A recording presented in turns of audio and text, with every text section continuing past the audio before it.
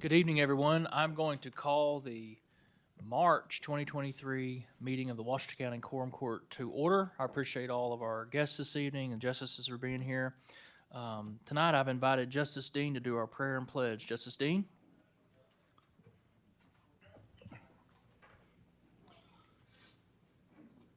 Heavenly Father, I'd like to take this time to thank you for bringing everybody here safe this evening. And I ask that you give us the wisdom and knowledge to make the right decisions for our community. And I ask that you take everybody home safely this evening. And I pray to you in Jesus' name. Amen. Amen. I pledge allegiance to the flag of the United States of America and to the republic for which it stands, one nation under God, indivisible, with liberty and justice for all.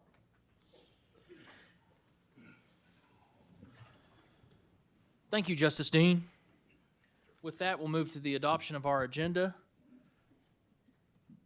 Do I have a motion to adopt the agenda? I have a motion to adopt the agenda by Justice Lyons, a second by Justice Anderson. All those in favor? Aye. Those opposed? We have adopted the agenda. Item number 4, preliminary motions. Yes, I have one good. Justice I'd like Dean? to move to read ordinances and requisitions all by title only. I have a motion to read ordinances and resolutions by title only by Justice Dean. Second by Justice Washington. All those in favor? Aye. Those opposed? Ordinances and resolutions will be read by title only. Item number 5, citizens' comments. We have a 15-minute citizens' comment period with a limit of 3 minutes per person. With that, we'll open it up. Citizens' comments.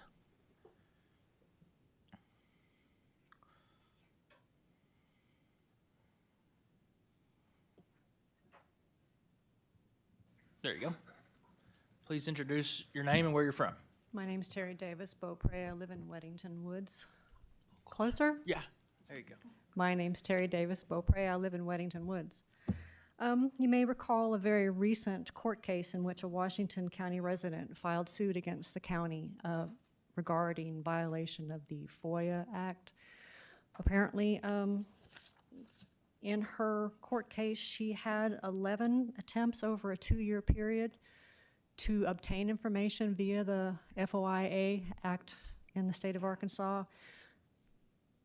They were either inadequately responded to, ignored, or answered late.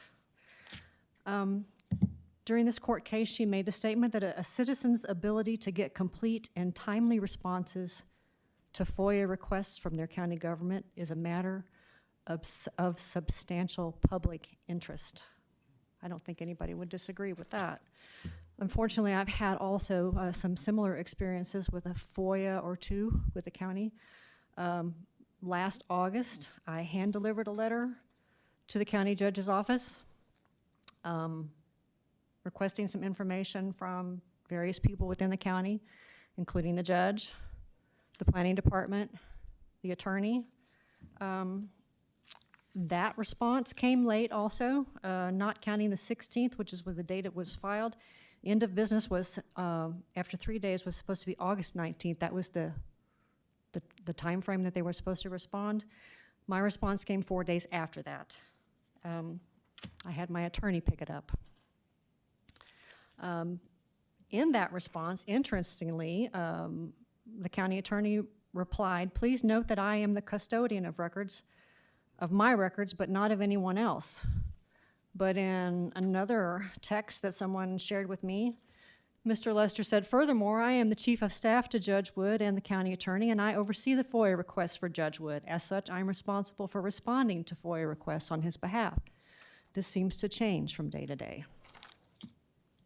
Last January, a couple months ago, I attended a meeting of the county in this room in which I questioned county staff about whether all required property owners were notified of the meeting. I did try to find out that information. I sent in another FOIA. I wish I could tell you that I know for a fact that all the proper county residents were notified, but my FOIA again has gone unanswered. It is late again. So we've got a problem. Thank you. That's time. Public comments?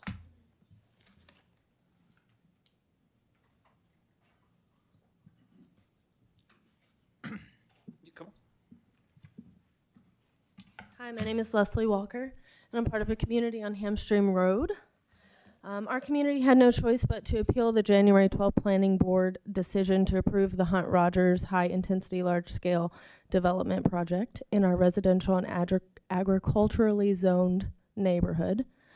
The impact of that on us is unimaginable, but in short, it destroys our quality of life and definitely robs us of our constitutional right to the peaceful enjoyment of our property.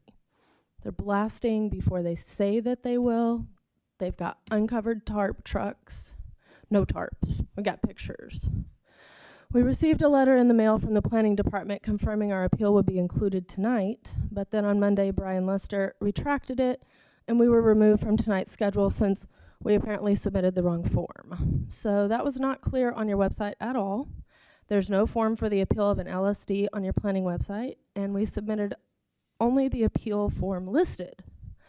So as a result, we are unclear about how to discuss the concerns of our appeal. And so the question is tonight, how can we resolve this?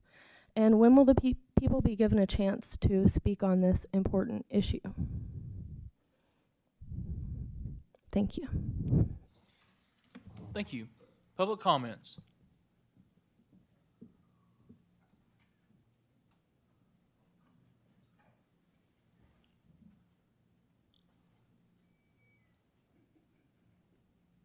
Good evening, sir. Please introduce yourself and tell us where you live. My name is Robert Lawler, and I live on 1348 Copperhead, Winslow, Arkansas. And I've Just a kinda been second, Mr. Lawler. Can you move closer to the microphone? We're having Yes, some trouble sir. hearing you. Thank you, sir. I've been trying to, this has been going on for a couple of years. I've been trying to find out who I need to talk to really help me get this. Right across the road from my house, which is on a dead-end road, there's Joshua Smith. He started a towing business there. It's Smith Towing and Recovery. And I think you guys, they had a cup that he tried to get done off Wind Creek a couple years ago, and they got it was turned down. And now he's just doing his business from his yard. And there's trucks coming in and out, and I've called the towing board. I've talked to them, which is only like, I think they said two representatives in the state of Arkansas, one north of I-40 and the other one south of I-40. And so I haven't really gotten very far with them. And it's kind of, nobody is really, people trying to help me, because I've gone to the planning department and to the courthouse, went up and talked to them, to the attorneys, and I was just trying to find out where I need to go. And I know we've got a lot of new JPs, and which mine is also new. And I know you guys are just trying to get your feet wet and figure out what's going on. And so I'm just trying to find out who I need to talk to, because he doesn't have he's got a business license. This says 1348 Copperhead, but he doesn't have a cup, and he's running trucks in and out all the time. And I'm retired, and that's the last thing I wanted to do was be up here messing with this. But this is, trucks are coming in and out all hours of the day and night, and anytime a wreck happens, and I really don't understand how, since he doesn't have a business license where he's set up to do this towing, why is he still on the call list for the state troopers and the sheriff's department? Because I've talked to the state troopers, and they came out and kind of shut him down for a little bit, but he just right back again, just running cars and doing what he wants to do. And I just don't, I don't want to be bothering the state troopers. They've got more things to do besides listening to me talking about a guy that's got, come checking their towing trucks. And I'm just trying to find out, kind of which direction I need to go to get somebody to say, hey, you need to get a business license, you know, go through the proper channels. And I'm not trying to stop anybody from having a business, but Thank this is not a spot for a business. That's time. I'll make sure Mr. Chapman or Mr. Addo get your contact information. Okay. Thank you, Mr. Lawler. Yes, sir. Thank you. Additional public comments?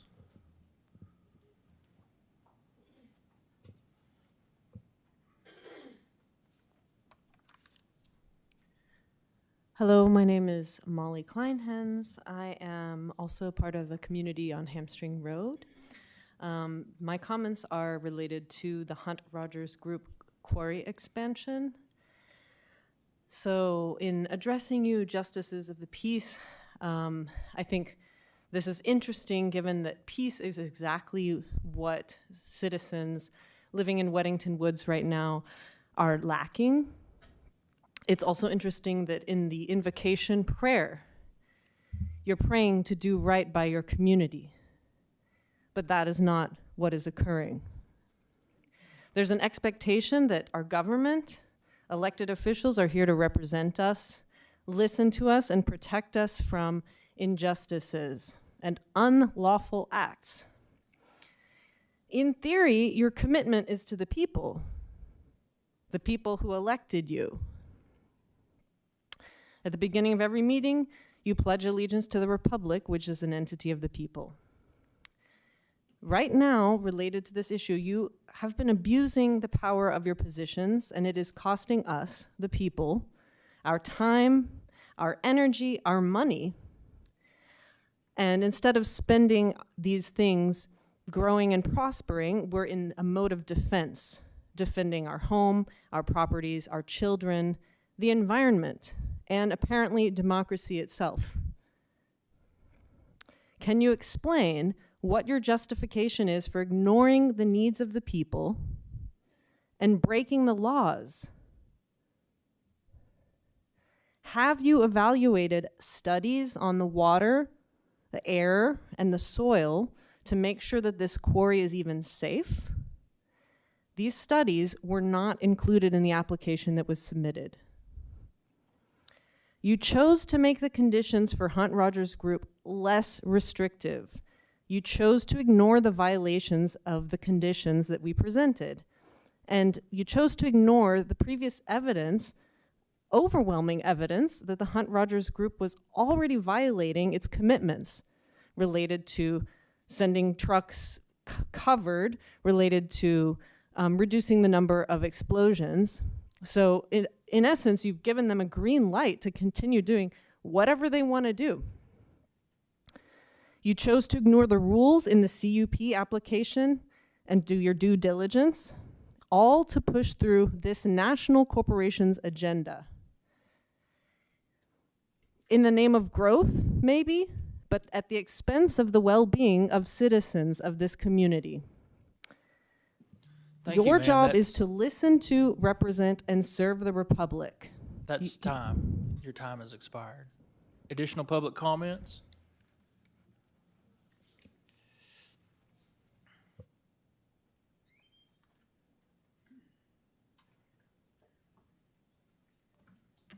Sorry, my name's Lou Reed Sharp, and I live in Tawnytown, and I won't take my full 3 minutes, but I just didn't know the answer to this question because I came tonight thinking the agenda would contain something about the emergency shelter that you're talking about building with the CARES money and the COVID money. And I mean, I heard about it in the newspaper on Friday, and it sounded like those plans are rapidly playing out and in place.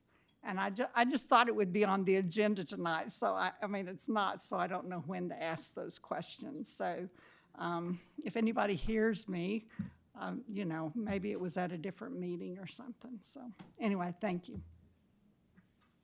Thank you. We have 2 minutes left. Additional public comments? Okay, with that, we'll move forward to the next item. The minutes are in your packet. Do I have a motion to accept the minutes? I have a motion to accept the minutes by Justice Lemming, second by Justice Lyons. The minutes are accepted. All right. Now time for the county judge's report. The disposal packet, or the disposal reports in your packet, those will be a little bit longer over the next coming months. We're doing a little bit of spring cleaning. With that, I want to thank the Master Gardeners Club with the U of A Extension Office tonight for providing us with some presentations and some snacks. It's very much appreciated, and I appreciate them extending their hospitality in our home, if you will. I want to start tonight by highlighting some of the outstanding work that our Chief of Staff, Lance Johnson's doing on behalf of the county. I knew that man would be an asset when we brought him into the county, and I can't tell you how much he's bringing value to us on a multitude of projects. First, he's working very hard to settle. We've had an insurance claim pending on some roof damage for 2 or 3 years now, and Lance is bringing his experience. Chief Johnson's bringing his experience to that sector to get that settled, and we hope to have an answer to you guys very soon and an update on that pending claim. Of course, he's working to rehab the first floor after our Christmas Eve day flooding event. Where we're at in that process right now is all the stuff's been completely remediated. We're waiting on the insurance to come back and finalize our claim so that we can start patching things back together down there. And so that's where we're at with that. I don't know if a lot of you new justices are familiar with it, but some of us who have been here a while, our courthouse windows have had a leaking issue for years now, and it's kind of been storied. We're past the point of embarrassment now. It's just kind of a funny anecdote. But Chief Johnson has been working on that issue, and he believes he has a solution. Time will tell. We're going to start working on some of the facades on this southern part of the building on Monday, and so we really hope to get that mitigated. I mean, our courthouse is one of our highest assets, and we want to take as much care with it as we can. And so I'm really excited to see what Chief Johnson can report back to us on all those issues. You received a booklet tonight, a comprehensive economic development strategy for Washington County. This was a study commissioned by my predecessor, Judge Joseph Wood, now Secretary Joseph Wood, serving Governor Sanders in Little Rock. And what this is it just gives us a lot of statistics and comparisons about where we're at as a county. The synthesis was that this is something that the Economic Development District of Northwest Arkansas put together for the contingent of 8 counties, and Secretary Wood liked it so much he commissioned one that's specific for Washington County. And so what this is meant to do is for you guys to study and just have knowledge as you develop policy about where we're headed as a county and our growth and things like that. One of the particular things I found personally interesting was on the bottom of the back page there, we have comparative metropolitan regions, which has always been a question of mine. If we look around the country, who can we compare ourselves to? Who's seeing some of the same issues? And so maybe that will be some interest to you also. I will report on Saturday. I want to thank Sheriff Cantrell for his hospitality. We had the chance to break bread and eat breakfast at the Washington County FOP breakfast, but also we invited some of our state legislators. We invited all of them, our state legislators, to tour our jail. And so I just wanted to thank everyone. They're in the heat of the legislative session right now for taking the time out to come and visit with us and hear some of our local concerns. We continue to hear that there's going to be a prison and parole bill rollout. We're hearing the week after spring break down in Little Rock, and so we wanted to make sure our local voices are being heard, and our legislators are very accommodating about that to make sure that they're taking our issues and our concerns down to Little Rock and letting them be voiced. I want to touch on the Hunt Rogers appeal process. I feel obligated to apologize about that. I think we as a county made some very big missteps in that process. Our planning department inadvertently sent out appeal notices to those citizens when they thought they had filed a valid appeal for the LSD portion of that permitting.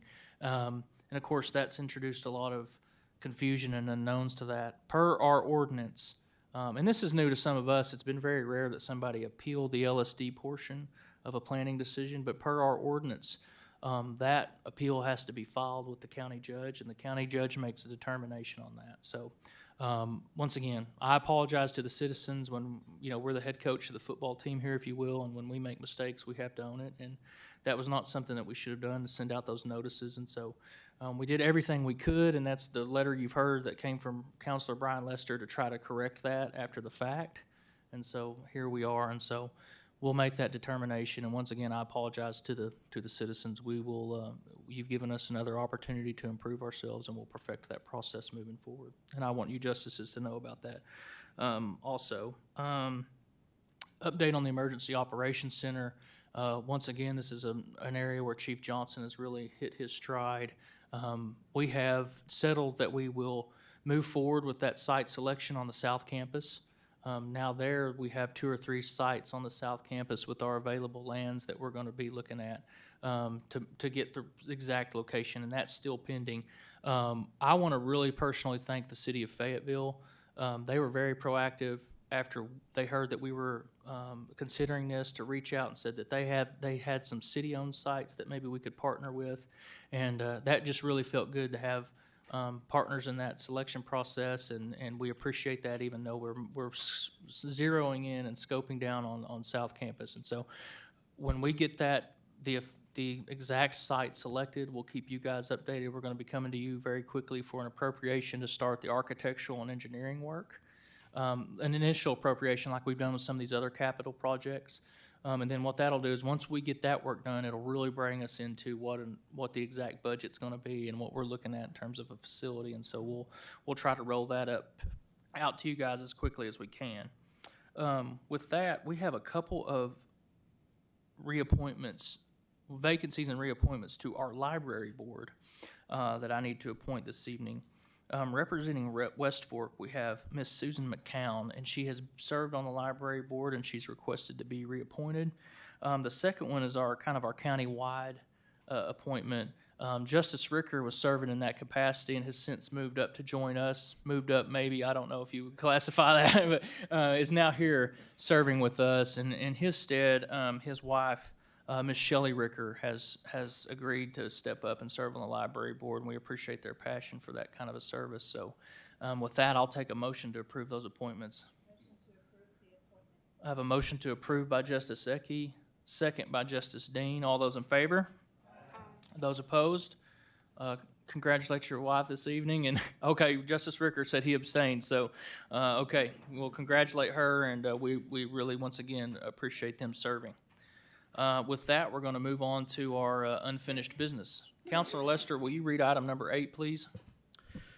Item 8 is an ordinance ratifying a conditional use permit recommended for approval for Shop Solutions. Justice Lyons? Thank you, Judge. I'd like to make a motion to suspend the rules and move this to the third reading. I have a motion to suspend the rules and move to the third and final reading by Justice Lyons. Second by Justice Dean. All those in favor? Those opposed? Ayes have it. Justice or Counselor Lester, will you read that for a third time? An ordinance ratifying a conditional use permit recommended for approval for Shop Solutions. Justice Lyons? Judge, I'd like to make a motion that we approve this cup. I have a motion to approve the CUP by Justice Lyons. Second by Justice Dean. Any further discussion or questions?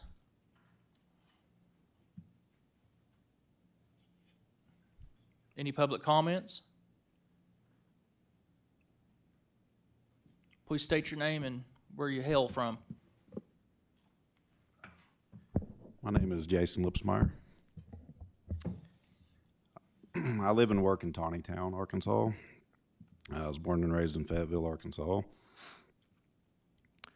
Recently, Mountainside Properties purchased the 3-acre tract along Sonora Road from me. And from the beginning, Brian and Katie Jesse have been nothing but transparent about their plans about the small parcel along Sonora. They have been professional in every aspect of the process from the beginning. They've communicated effectively as events have evolved. They have addressed my concerns along the way. They've also addressed the concerns I've had about the impact of this development on my property and the surrounding properties. They've, at their own expense, by including a retention pond that wasn't asked, that they do that. I feel this development is going to be a benefit to the public interest in and around Sonora by generating jobs, by generating tax dollars, and providing nearby services for those that live, work, and pass through Sonora. For all these reasons, I support this project.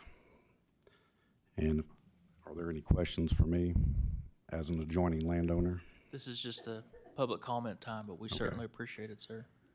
Well, if I may be excused, I have a parent-teacher conference to attend.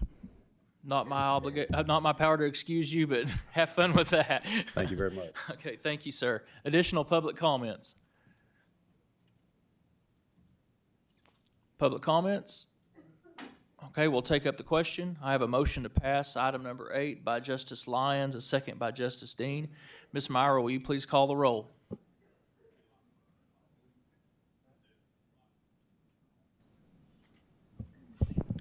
Fred Anderson. Kyle Lyons. Lisa Ecke. Charles Dean. Chandra Washington. Beth Koger. Robert Dennis. Evelyn Rio Stafford. Willie Lemming. Gary Ricker. Butch Pond. Coleman Taylor. David Wilson. Sean Simons.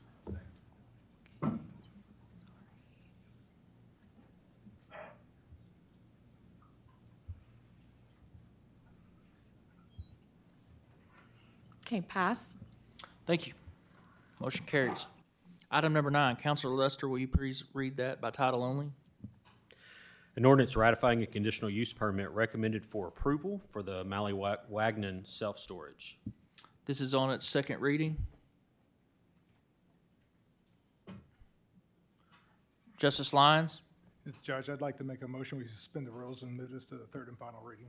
I have a motion to suspend the rules and move to the third and final reading by Justice Lyons, second by Justice Pond. All those in favor? Those opposed? Ms. Meyer, will you please call the roll?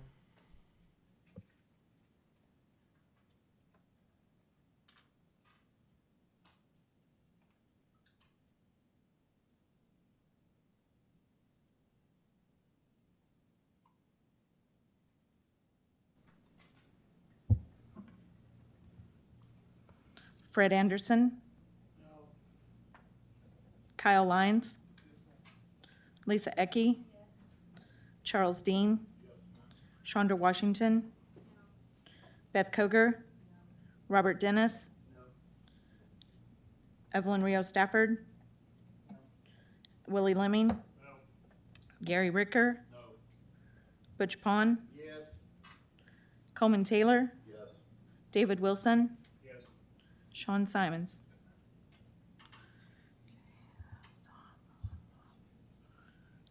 Fail.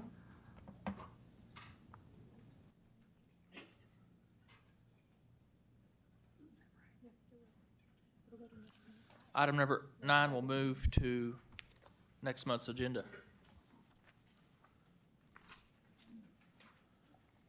Item number 10, Counselor, will you read this ordinance by title only? An ordinance providing for online posting of all Washington County resolutions, ordinances, and contracts. Justice Koger? Yes, thank you, Judge. So I brought this ordinance because previously, the current ordinances and resolutions of Washington County are not accessible online. If a citizen needs a copy, we have to go to the county clerk's office or call the county clerk's office and ask them to either mail or email us our copy. And while they're always very helpful, that creates a burden for them, and it creates a burden for the citizens if we have to actually travel to the courthouse to get a copy of an ordinance or resolution. So I just want to ensure that our ordinances and resolutions are always online and easily accessible so that citizens can print or read or copy them or access them as they need to. I lost my place. So I am amending my ordinance to just include the resolutions and ordinances, not the contracts as I had. And I'm amending it to go from the posting will be not within 10 days, but within 30 days to give the clerk more time to do that in case they have a heavy workload with elections or something. And I want to say that I have worked with the clerk, with our wonderful clerk Becky Lou Allen, and with Jennifer Price, the election coordinator. They've been very helpful on this, and they've got it set up so it's ready to go. And I want to thank them for that, and I just ask that this be passed.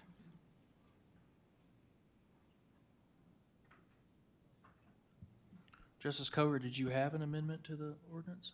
I did. Did you have to motion to amend the ordinance? It's my ordinance. I didn't think I had to make a motion to amend my own ordinance. Oh, absolutely, yeah. Okay, I make a motion to amend my own ordinance to make it just for ordinances and resolutions, and to make the time period be to 30 days instead of 10 days.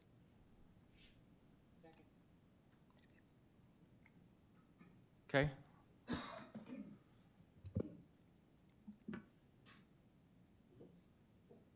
I have a motion to amend the ordinance by Justice Coger, a second by Justice Rios Stafford. Justice Dennis? I'm certainly not opposed to this, but I don't like surprises, so I would prefer that we vote on it next time, not this time, because you've changed that. We haven't been able to think about it, to decide about it, talk to Becky about it, or Jennifer in that case. And so, to me, it's a surprise, boom. I don't like surprises, so I don't want to vote on it. I won't vote on it for tonight. I'll vote no tonight. I appreciate that, It's not Justice that I'm Dennis. against it, I just don't want to do it tonight, or have it tonight. Okay, good. You know, I will also posit this for you guys' consideration, but there's a bold statement made in one of these whereas statements that the Washington County, Arkansas Information Technology Department already has the resources, infrastructure, and technology to do this. I don't know that that's true. I was never approached by this, and I certainly don't. Once again, I echo Justice Dennis's. I think this is a valiant pursuit for all of us to have this published, but I definitely don't want to I don't know the consequence of this if our IT department can now but can't later, or can't, I hope you understand what I'm saying. Justice Simons? Thank you, Chair. That's exactly my concern was government transparency is largely important. That's why we have FOIA. I would love to see this. I think it would probably reduce the amount of FOIA requests that we have if people can jump online and pull that information. However, that whereas statement was my pause for concern is, have we checked with our IT? Do they have the capacity, and at what cost would this encumber the county to do? Would it be a one-time cost? Would it be an ongoing cost? And I would like to see the metrics and the measured effect that this would have. I'm in favor of the spirit behind this, but I think we have a little bit more information that I'd like to have before I'm ready to vote on this as well. Justice Lemming? Thank you. I talked to Becky about it because this was kind of talked about a month or so ago. It was mentioned, and I asked her about it. She said there would be a little cost with it, and she said that it would be a deal that we are to start on it now, and by the end of the year, because the IT is going to have to do some stuff, and things is going to have to change. And she said it would be some cost with it. It's kind of like your marriage license when they put them on. It's like $1,200 a year. I don't know, but she said they would be cost and things need to change. So I would say let's wait and do it. I mean, it's a good deal, but let's get with them and get it all worked out before we jump into it. Thank you, Justice Lemming. Any other? Justice Wilson? I don't think this is a bad idea at all. But I would like to make sure all of our folks have the tools they need to make it fly. I wouldn't want them to go into it feeling like we gave them something to do without equipping them appropriately. And sometimes that means they need to have the time to get ready to do it, which is kind of what others are saying tonight too. So, of course, we could vote to pass it any month, but then it would be a top-down directive, and I think it needs to be everybody on board saying, yes, we can make this happen. So it doesn't sound like we're there yet. Thank you, Justice Wilson. Justice Pond? Yes, I also have reservations about voting on this without a comment from the clerk's office. Either Becky Lou Allen or someone from her office representing our office to come to us and explain the needs and the cost. We need to find out what that is gonna cost.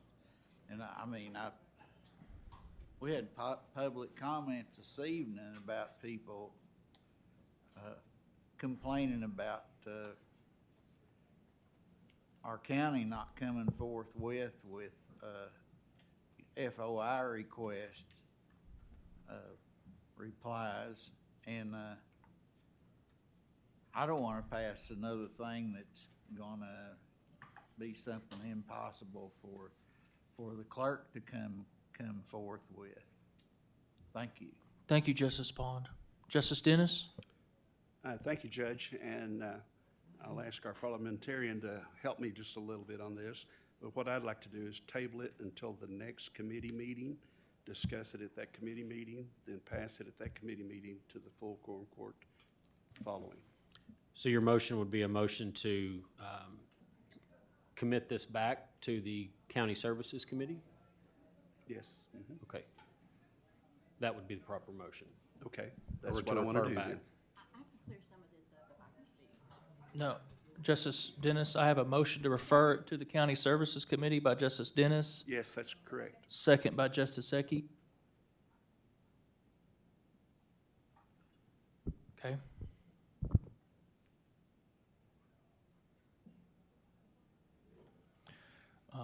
That's the primary motion now, so discussion on the motion to refer to committee. Justice Koger, you're next. Okay, so I have met with Becky Llewellyn. I've met with she has met with Jennifer Price. Miss Becky Llewellyn was very helpful. She's already got the ordinance. It's a resolution posted on her website, starting with January of 2023. So that's already done, and it was at no cost. And she did tell me that the cost for getting the contracts online would be around $1,200 or so a year, but she won't know exactly until the mid of this year how much that will be. And so that's why I removed contracts from my Just a second, ordinance and Justice just Koger. used We have a ordinance and point of order. resolutions. Justice Ecke, will you please?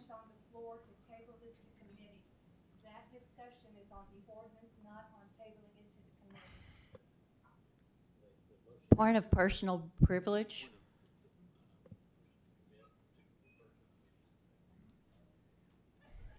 Okay. Justice Koger, I think your colleagues have said they want to hear that directly from County Clerk Llewellyn. So do you have anything with regard to referring it to committee? I just want to say that I think my comments just now cleared that up. Okay. Justice Anderson, do you have debate on the? My only comment is I'm in favor of doing this, but one thing, in light of we had this flood down there in IT last Christmas Eve day, I believe it was, are they capable right now? Have they got things repaired and online that they could handle this additional work in a timely manner? Yeah, if you're asking me, that's what I'm saying. I've never had a conversation of this. Yeah. I'd also like to add that we were notified earlier this week that this was was gonna be pulled off the agenda. And then today we got an update saying, no, we're gonna amend this. So if I seem a little unprepared, I feel like that's the nature of the process that we've been committed to. So any further debate on referring this to committee? Justice Lemming? I just want to call the question. Ms. Meyer, will you please call a roll on the motion to refer this to the committee? This will be on the motion to refer to the County Services Committee.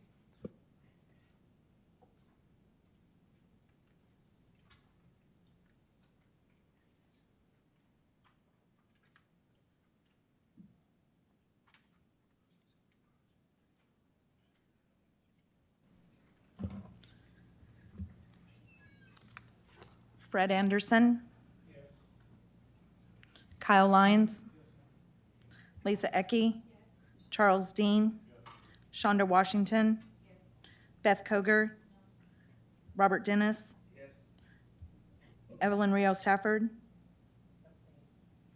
Willie Lemming. Gary Ricker. Butch Pond. Coleman Taylor. David Wilson. Sean Simons.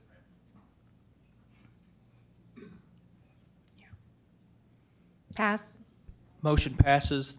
Item number 10 will be referred to the next County Services Committee. Item number 11, the first item of new business on our agenda is the Eagle Crest Recovery CUP appeal. I'd like to once again remind everybody about the process that I'd like for us to follow. I'd like for our planning staff to present, I'd like for the applicant to present, and then I would like for the moment of public comments to come. After that, please jot down your questions while those presentations are being made, and we'll bring each up after that to respond to any of your questions. I do that because some of our questions get answered while we go through the process. After that, we will open it up. After we have all of our questions answered, we'll open it up for debate on a possible ordinance for this evening, okay? And with that, I'll invite our planning staff up.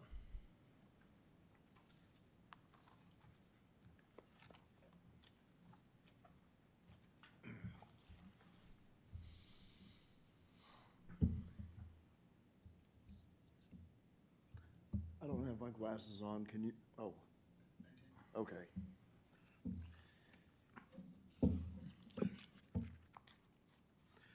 Thank you and good evening. A conditional use permit is sought for the Eagle Crest Recovery Clinic, a residential addiction rehabilitation facility. Eagle Crest is licensed by the state of Arkansas and is currently in operation in the Nob Hill region east of Sonora, north of 412. This CUP is to bring the operation into compliance. The facility consists of about 3 residences, approximately 3,900 square feet, 1,500 square feet, and 1,900 square feet. At any time, there will be between 2 and 5 staff members present. Clients are not permitted visitors, and the facility will have a maximum of 15 beds. To date, at least 10 neighbors have contacted the planning office with various concerns, namely neighborhood safety, increased vehicular traffic, general compatibility, septic capacity to support 15 beds, and the water supply. Planning conditions would be a maximum resident treatment occupancy of 15 beds per the license issued by the state of Arkansas, but that may reduce if the system design constraints for septic will not support 15 persons. Also provide adequate fencing to ensure security to the facility and also to the neighborhood. And any further expansion or other use not described here must come before the planning office or the planning board. The CUP was denied in the January planning board and has been appealed by the applicant, who is here to answer any questions you may have. Thank you, Mr. Chapman.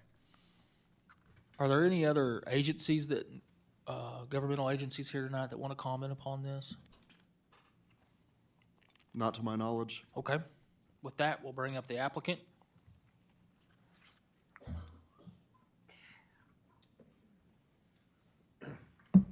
Good evening. My name is John Hernandez, and I reside in Stone County in Missouri. I wanted to thank all of you for the time to go through this appeal process. Eagle Crest Recovery is a drug and alcohol treatment center with all 4 levels of care, detox down to outpatient. We've been operating out of Bentonville, Arkansas for the past 3.5 years. We are very highly regarded in the state and in the community and from our patients. We looked at the Lakeview property last year for our psychological meditation component of our program, which daily consists of counseling, meditation, and group therapy, and outings to parks and horse ranches and things like that. Our clients come from Blue Cross, Ambetter, and Aetna. They take a lot of substantial time and resources and effort to dedicate to their work in the program. So they definitely want to be there, and they spend a lot of resources and time in order to attend. So we've never had a real problem with people ever wanting to leave, as we are an open door facility. Initially, with a conditional use permit request, there was a little bit of confusion because we do have a transmission shop that is adjacent to our property that it's been operating that we weren't able to identify a CUP for. And also, we believe that there is an individual that owns 5 homes with 15 family members living on those homes right across the street. And so initially, we were confused about comparing a conditional use permit versus commercial and residential. But we decided to adhere to the county's request for conditional use permit. Some of the concerns that were brought up initially in the first CUP hearing, we feel that we have addressed. And I do have some pictures and slides to demonstrate. And that's in regards to neighborhood safety, which we take very seriously. And I believe in layman's terms, it was, hey, are people going to leave the property and walk around the neighborhood and present themselves a danger to others? I'm sorry, so am I able to dictate how that works? I wanted to show them there's a particular area of concern when we first moved in that the property markings were still being worked on. And so if you noticed in one of the structures, we had a complete fence built around. And if you go ahead and scroll down about 2 or 3 pictures, you'll see that that aligns the entire area of that back area that was exposed. And we had just moved in, and then we completed that several months ago. If you keep going, you'll see how that wraps around that entire area. And then if you notice the next slide, that is a security camera shot, that one and the next one, of security cameras we also have on that area. Would you be able to go to the first slide on that presentation? There, with a cell phone. So we also now have what they call GL300 GPS trackers. I've never had to do this before, but our patients will wear, they look like key fobs, and they're to have them on 24/7.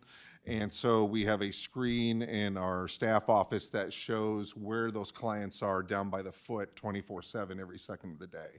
And we use those for the vehicles as well for staff. So we've just implemented brand new technology. So every single patient has a GPS monitor on them that shows on a screen so we know where they're at, especially at nighttime, to make sure that they're in their rooms and they're not outside. We also do plan to have a security guard that will be on site from 6 p.m. to 6 a.m., walking the premises throughout those entire 12 hours. And then we have the fence security as well. And at nighttime, we are going to be having 3 people on staff instead of 2. And so we felt, and you can see right there, that's the exposed area of the property that's on the, I believe it's on the western side. The yellow line is the new fence that we put in that wasn't there before. Or I'm sorry, the yellow line is our property line, the red line is the new fence that we put in. And then along the back on this side, it's all a complete drop-down cliff, about 2 or 3 stories we have a railing system there for that entire back patio, and then that's where the dock is or was, and the walkway down to the dock. So the back property area is almost a cliff. So there's, it's very extremely difficult even for somebody to get down there. And then there is already an iron fence on the northern part of the property. There is an area in the beginning as you drive into our parking lot that we could also fence in, that if you look down, there's a pretty steep ditch and then it goes up a hill, but we would be willing to fence that in. And with that being said, the entire property would be completely fenced off. And I believe that just for those security issues that we have addressed, we wanted to see if there was any questions in regards to that. And I also do want to say that my philosophy in treatment programs is, and the reason that we went to Lakeview is because we're receiving 100 calls a day in this community. As Northwest Arkansas continues to grow, unfortunately, alcohol and drug problems are continuing to grow. And there's an overwhelming need in this area. We're very highly regarded. We're very proud of the work that we've done. And I just want to say that as a neighbor, I've always prided myself on, we're here for them too. Any one of our neighbors that has a family member or anybody in their life that's struggling, we're here for them for free. We'll take care of them. If we consider a village, it takes a village. So we do want to work with neighbors. We want them to get to know us. We want them to become familiar with us, and we want them to know that if there's anything that they ever need from us, we're there for them as well. So I appreciate your time, and thank you very much. And I don't know what I do at this point. So. Justice Dennis? Thank you, Judge. Thank you, sir. This is, I understood from some part of it, this is like a stage 2, when there's a stage 1? Correct. Do So they go treatment somewhere- do is they go usually in somewhere 4 first? levels. You have detox, which is 7 days, which is more medical, that we do in Bentonville at a separate location. Once they're physically done and they're physically back to shape, then they're brought down to Lakeview for counseling, meditation. It's almost like a retreat type of environment. And they spend usually about 2.5, 3 weeks, depending on what their insurance is willing to pay for. So the whole program would be 4 or 5 weeks, 6 weeks? No. For an entire stay throughout the whole program? Oh, that could, depending on what they allow, that could last 4 months. Oh.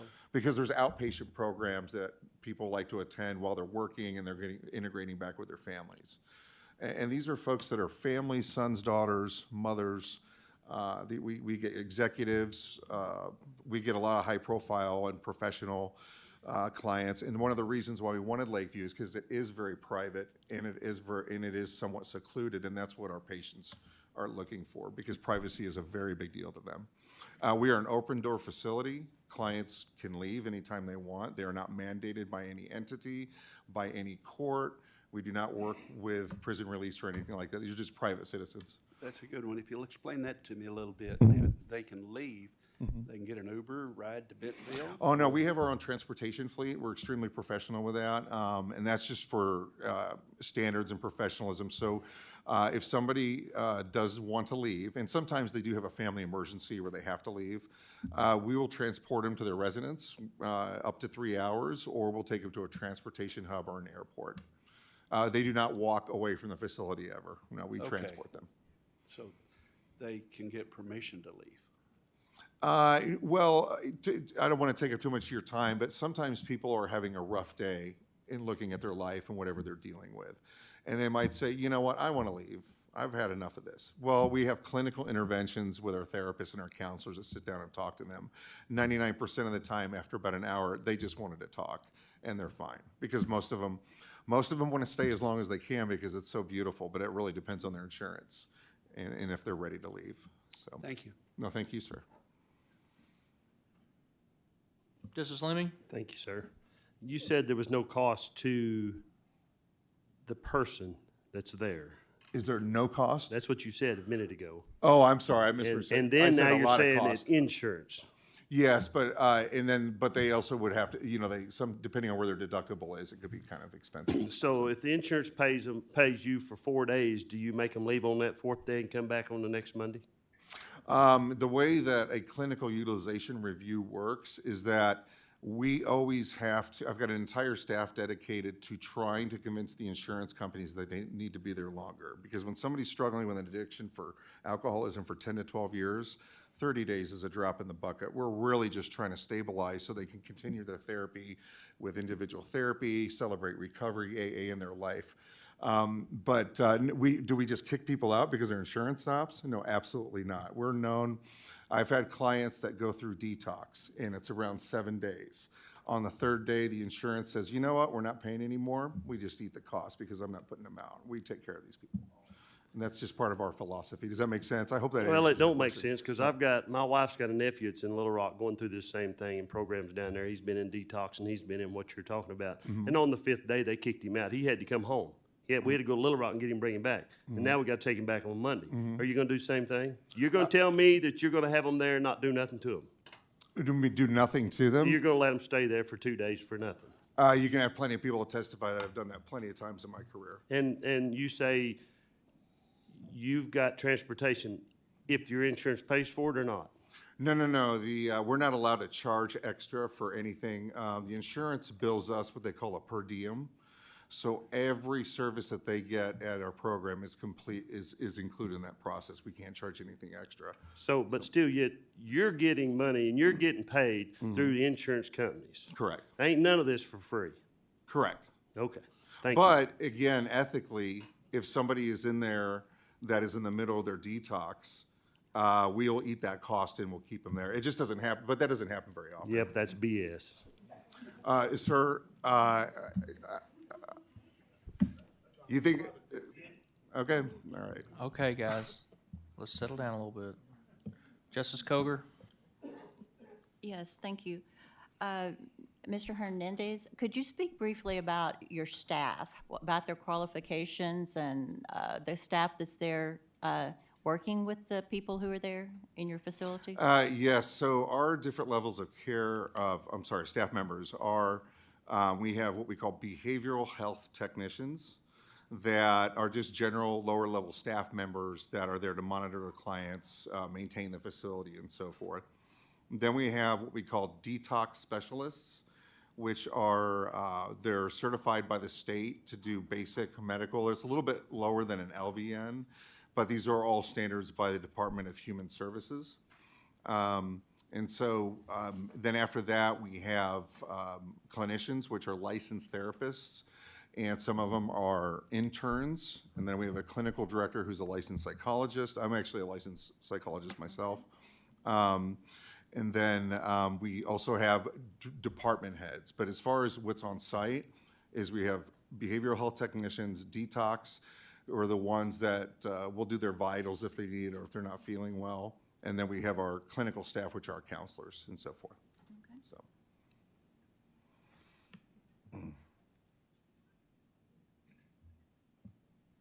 Justice Simons? Thank you, Chair. Sir, can you speak a little bit more to the security aspect? I know you mentioned the GPS tracking, the security guard from 6 p.m. to 6 a.m. Is that going to be a third-party security guard, or will that be staffed through your facility? We haven't decided that. We might look at a company that's trained to do that, but I think we'll probably hire a company that's licensed and has trained security guards as opposed to having an internal staff member. Okay.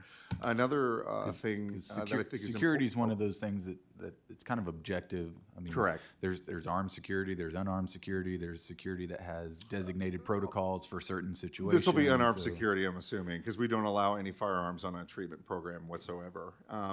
Another thing I think is helpful when it comes to security and accounting to where the patients are every day is that their daily schedule, and this is 7 days a week, is 6 hours of therapy each day, including Saturdays and Sundays.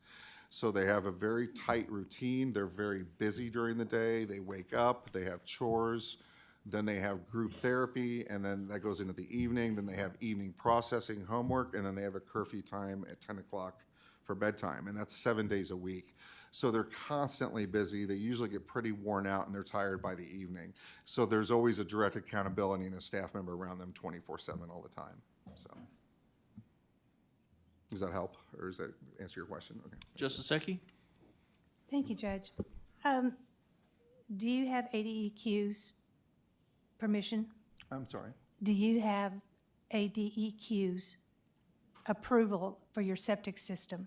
Oh, so the septic system. So the property, we've had 15 patients in there since our clients since October, and we haven't had a single issue right now with the septic system. Yes or no? Do you have ADEQ's I don't know what that means. I'm sorry. environmental quality? Oh, like had a representative come and look? Have you been approved? Has your septic system been approved by the state? Not that I know of at this point. No, I Okay. don't. Second question. Your fire sprinkler system, do you have the fire marshal approval on that? So we do have approval right now for 15 without it. But they would like to see that implemented, which we spent $7,000 on a plan, and that's already been approved by the state fire marshal. We're just waiting to actually get it installed. There are water flow issues in that area. So VSC I don't Fire. know how you're going to get it done. Well, so VSC Fire Service is the company that's licensed that we contracted to do the estimate and the planning of the sprinkler system. And they actually came out to the property, but one of their due diligence is they have to contact the governmental water source. So they spoke to the city of Springdale that does have a 2-inch pipe running to, and the city of Springdale or the water department did approve that plan.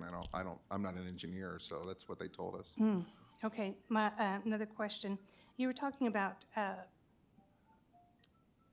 open door, that you're going to monitor them with is it a FOP that's fastened? How are you going to secure the The tracking units, system? you mean on the clients? Mm-hmm. Either a belt clip or a necklace. What's going to keep them from just tossing it up? Because an alert will go off immediately if they take it off, or if it's not in proximity. And then if they do it one time, then it would be a warning. If they took it off a second time, then I'll kick them out of the program immediately. Okay. Other one, you said the dock there's a cliff, but there used to be a dock there, and then there was a fire, wasn't there? And it burned down, correct? No, we didn't have a fire department, volunteer fire department wasn't able to get there. And volunteer fire department wasn't able to get there and put out any kind of fire? I don't know what the response was. All I know from the investigators is that around 2 o'clock in the morning, a boater had noticed the fire was on, the dock was burning, and they called 911. I think by the time they arrived there, the dock was already sunk. Okay. You said that the back of the property there's a cliff. Yeah, on the back side of it, On yeah, the with the back lake side, view. with the lake view. But that's where the dock used to be, correct? Well, there's a walkway, like a staircase. There is a that goes all the way walkway down. That goes all the way there. down. It's Yeah. not just a cliff where. Yeah, there's a There you go. staircase that There goes is down. a walkway. Yeah. Okay, thank you for answering that. Mhm. And then my final question is, you stated that anybody can leave at any time, that they are not bound to stay there. Correct. Has anyone ever left the facility without staff's knowledge or awareness? No, they've never left the property. Never. I've never. had that They happen. never went to a neighbor's house and asked them to take them to the nearest liquor store? There As was was an reported to the Washington County Sheriff's Department?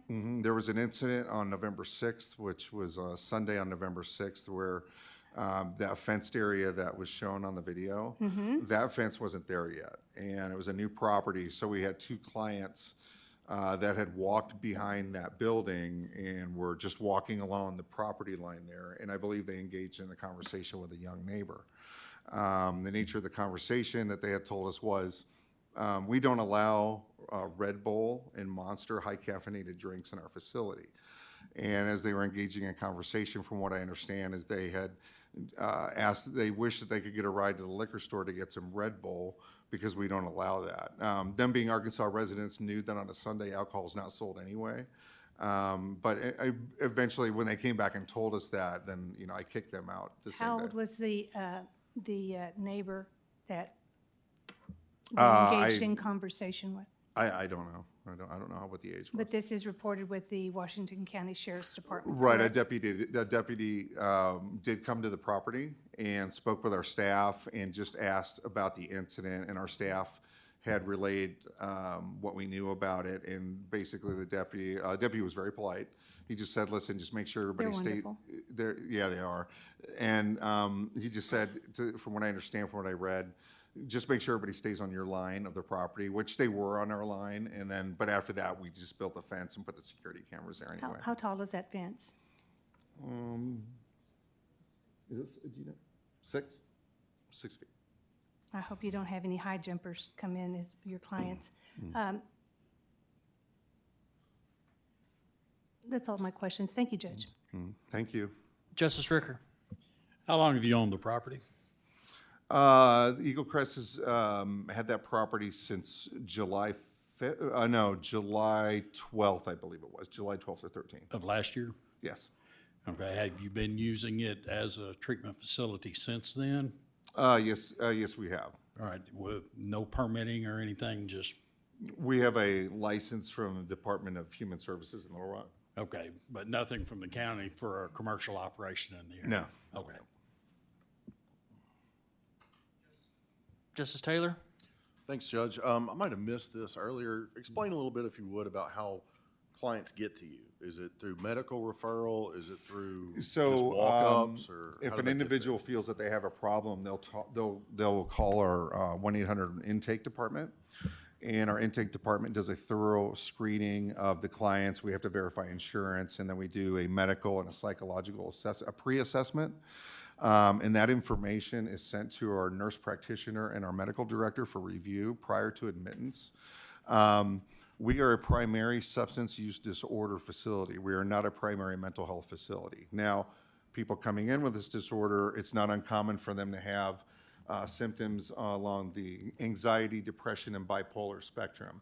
That's very common to be as a secondary diagnosis as their primary is addiction. If we feel that a client has more of a mental health issue versus an addiction issue, then they are referred to Springwoods Mental Health Facility. And our medical director is also the director at Springwoods. Okay. But once they're approved, then we go ahead and process them in. We do not take sex offenders with anything in their history. We just do not accept them. We refer them out to another company. Okay. And we do not work with the prison release. These are just private, regular citizens with their insurance contacting us. Thank you. So second question, in regards to the prior use of the property, from what you know, can you expound a little bit on how the property was used prior to your acquisition? I believe that the owner, it was interesting because the owner had that property, and I believe the other homes were for his children and grandchildren to come visit. I also believe that he ran Airbnb services out there for some time that we were able to identify. And it was just a big private home for him. Okay. And so we just felt it was a good location. I think it was a benefit for the comps of the real estate in the area, because I don't think a single family would, spend that much money on 3 houses as a single property. It might have sat there for years. But I didn't get to know him very well. Okay. So, but it was residential in nature, effectively. Correct. Yes, Okay. yes, it was. But from your understanding, there were more than just one group of people there at a time. Oh, yeah, I believe that there were several scenarios over the years that he owned it. Okay. As far as him having family members on vacations versus Airbnb rentals to commercial ventures. And then the property around it. Explain a little bit, if you would, about how the property around your property is used right now. In other words, residential or some other use or some mixture thereof. I think obviously there's a neighborhood there, so there's private homes that people reside in. Some of them might just be fishing homes for the summer or summer getaways and things like that. But we only really have, I would say, one property that's close, that's on the, I'm trying to get my direction here, but on the north end. But we put up we have a fence there, but we also put up a aesthetic wooden wall on the patio so nobody could see from the 2 properties. Okay. And then after that, there's no other property that directly can see us through the woods or anything Other like than that. just the lakeside. Correct. Okay. So you're on a peninsula, effectively. I believe so, Okay. yes. No further questions. Thank you. Okay, thank you. Any other questions before we bring the public comments section up? Justice Ecke? Thank you. I don't know if I missed this, Judge, so if it is a redundant question, please call me on this. The real estate transaction, were you aware that this was for residential property and that you needed to get a CUP from the beginning? Was this in your contract when you signed it? I'm not the real estate owner of the property. I'm the CEO of the company that leases the property from the owner. Okay, but was there a real estate transaction? I believe so, yes. Okay, so what did it state? I don't know. I'm not the owner of the property. I wasn't privy to the real estate component of it, but somebody is here who can answer that. Yes. Okay, Yeah. thank you. I'm Larry McCready. I'm an attorney that I'm sorry. Thank you. My name's Larry McCready. I'm an attorney that represents the applicant. The real estate transaction, it did not, but the company called the county and verbally was told that there was no permitting process necessary. That's why this was not handled either as a condition of the real estate transaction or prior to opening. And just to answer the Justice's question, I believe it was October is when the facility opened, not immediately in July when it was purchased. When did you become aware that you did need a CUP? We were contacted by staff at the county in an email, and I think it was in that September, October timeframe. I don't have that exact date. And you continue to operate? We did with the knowledge of the county. Do you all have the real estate agreement from buying you had to purchase a property.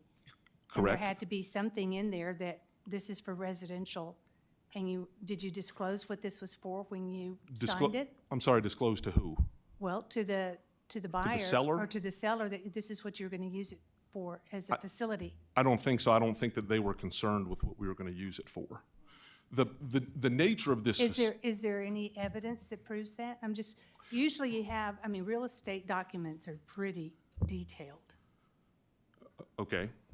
Okay. I would disagree with that. I've seen I think it was a form real estate contract.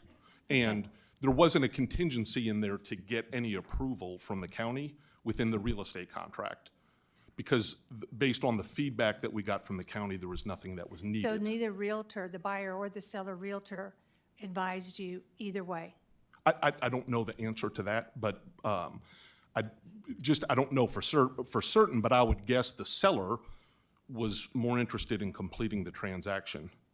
And so, I don't know, but my concern is, because I do believe in property rights, and I'm very pro-business, but what concerns me is that there's not a lot of disclosure at times by certain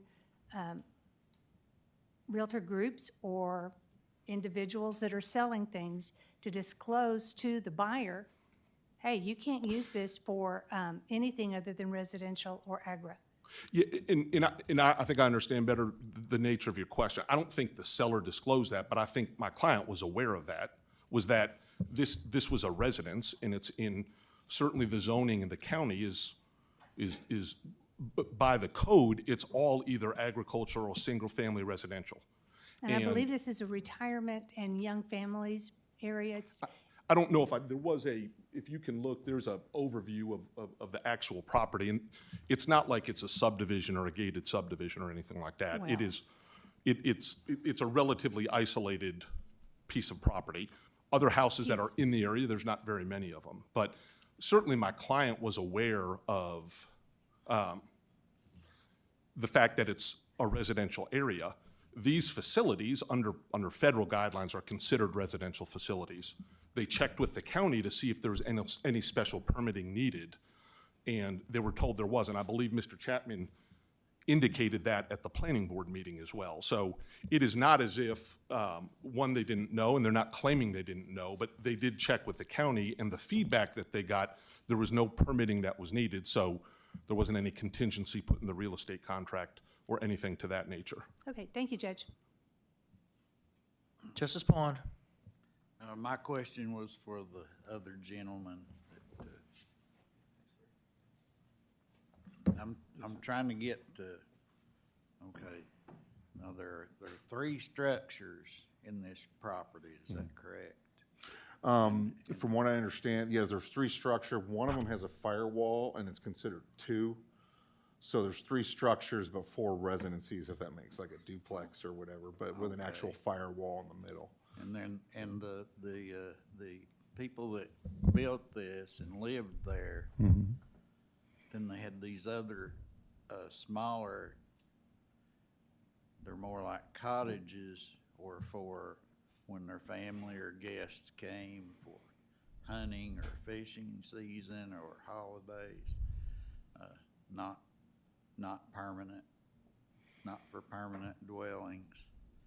There's one of the things I saw there at this property was and this is a neighboring property, is just a small A-frame structure.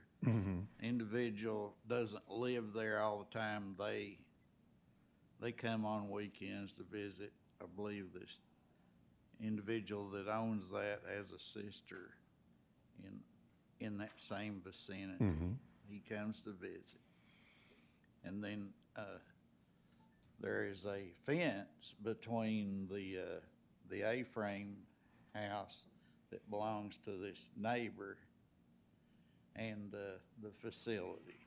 Okay, it's like a wrought iron fence, and it just kind of goes off down there to that what we've been calling a bluff, and it stops. Right.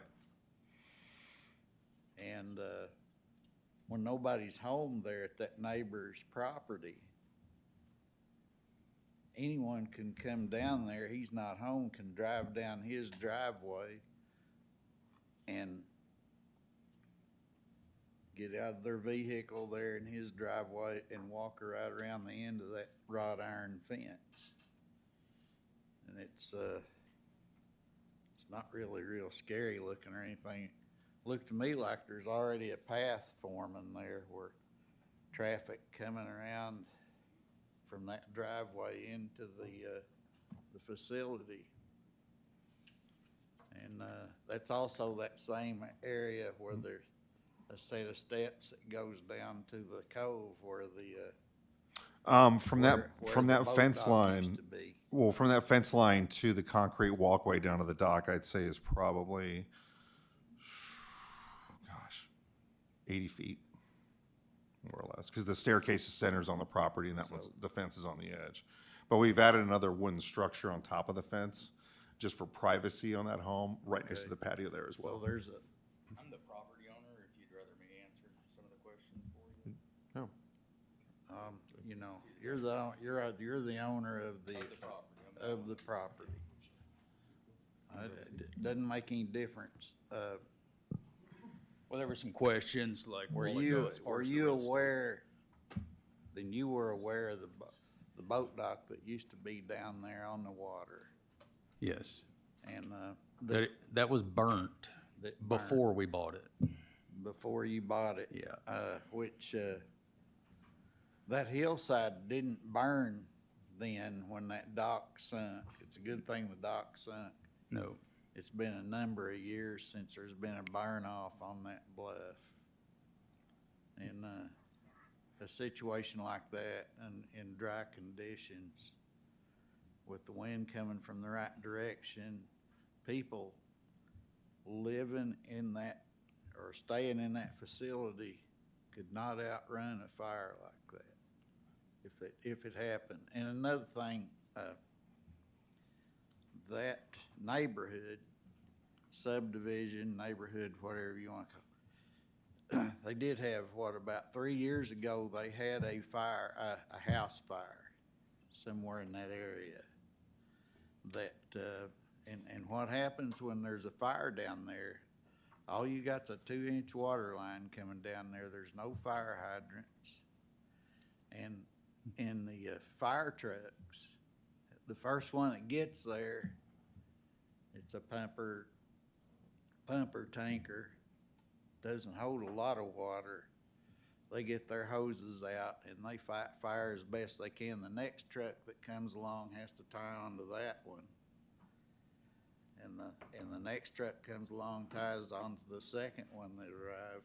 Was They my they call that a daisy chain because there's no infrastructure there for firefighting other than these trucks that come in.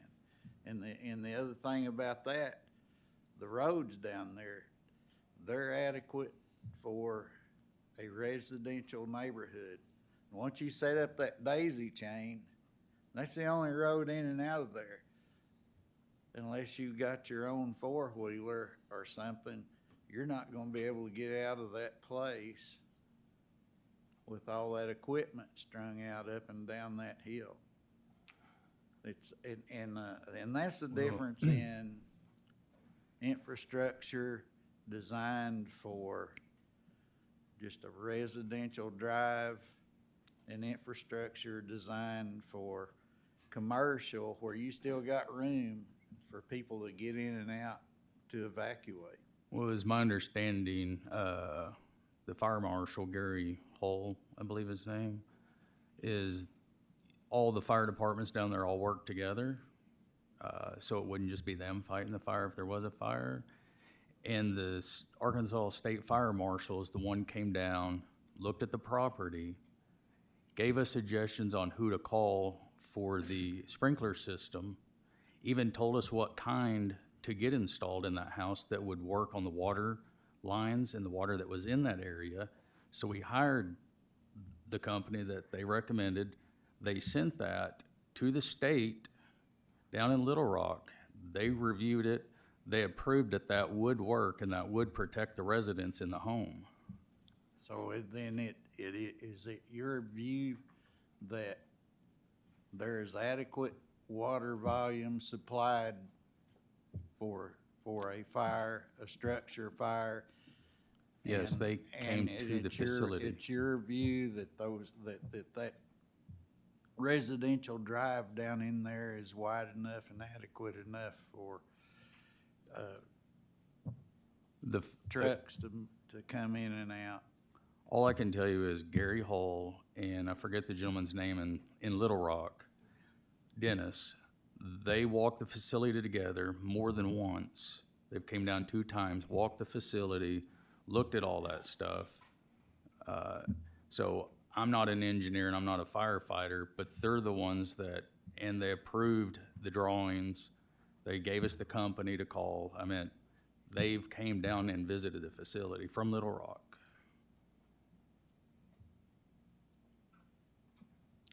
I have no further questions. Thank you. Okay. Justice Taylor. Thank you, Judge. I have a question for Mr. McCready.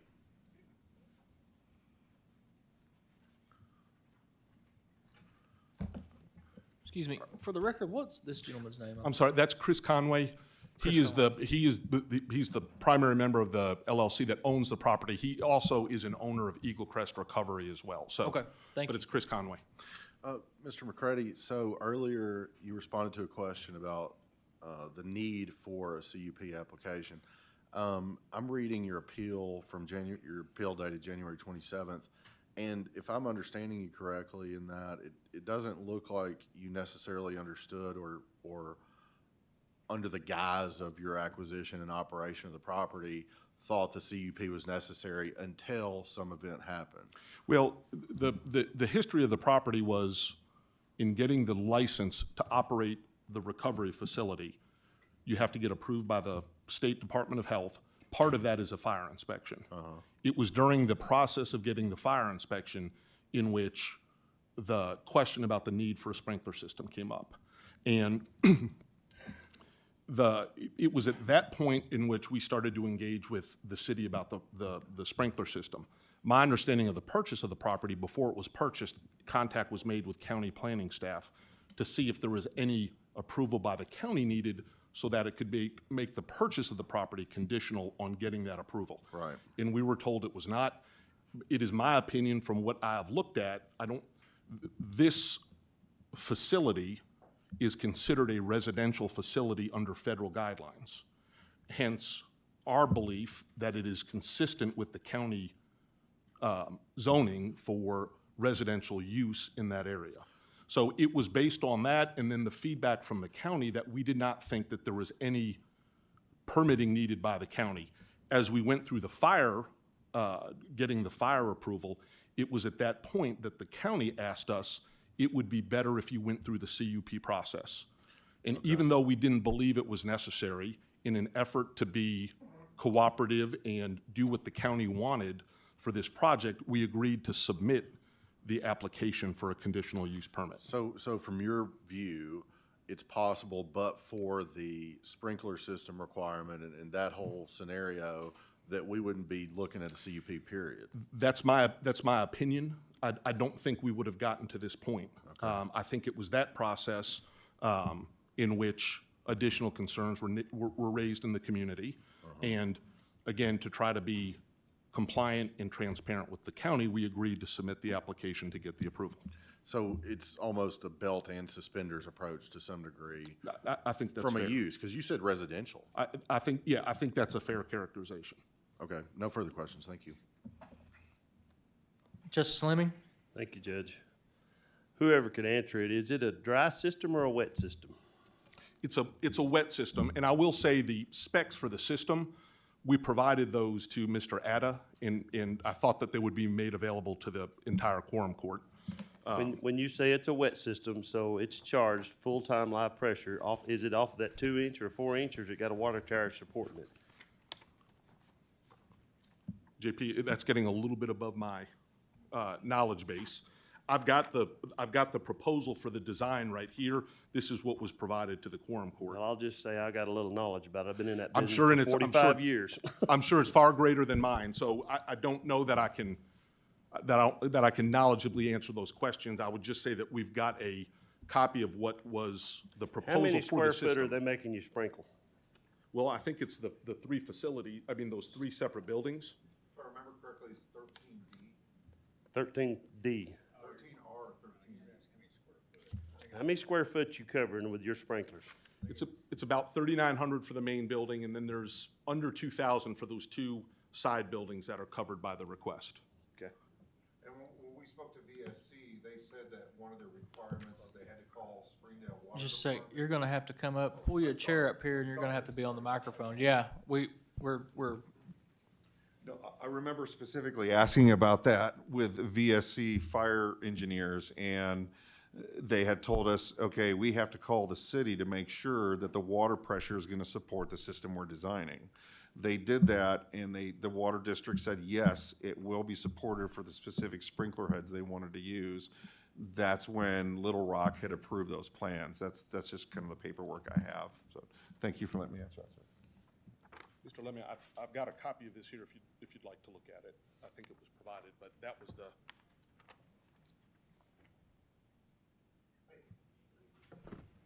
any other questions for applicants before we open this up to public comments? Justice Coger? This is not really a question. I'm not, maybe a clarity. When do we get to have a discussion about this at the court? After we get our questions answered and we accommodate public comments, then we'll open it up for debate and discussion, if that's okay. This is, I kind of look at this as our info gatherings, and then we'll move into debate, if that's okay with you guys. Okay. So I just didn't know, I didn't know if anybody I else think, had any I other think we're questions? good now. I think we're sorry. gonna Okay, open it thank up you. for public comments. And thank you for your time, everybody. I really appreciate it. Thank you. Great.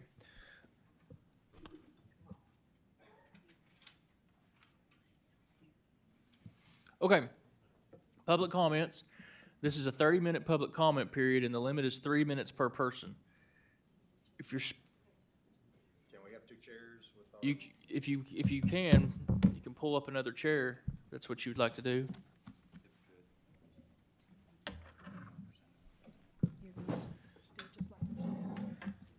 If I have to interrupt you, and I apologize, we need to be very careful to speak in the microphone because we're also, this is being live streamed, and so it's not just the hearing in here, it's the hearing online.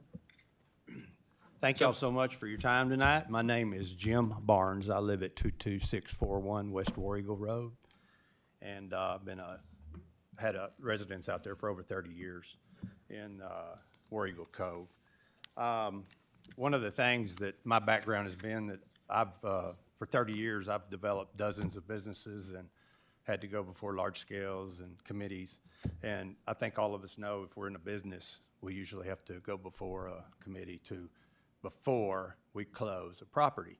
So that was just my background and what I've done. We are presenting here tonight for the majority of our neighborhood, many of them which are here tonight, but we're consolidating it down in an opposition of this CUP because of the non-compatibility of the neighborhood for an inpatient medical facility that's open 24 hours, 7 days a week. I personally knew the last two residents that lived at this large house, knew them very well. We were very good friends, and it has always been a residential home. Just stating that. Tonight, for y'all's consolidation, we're going to have Stacy present. So I'm going to turn it over to her and let her take it from here with a slideshow. I'm Stacy Bennett. I live at 19980 Lakeview Road.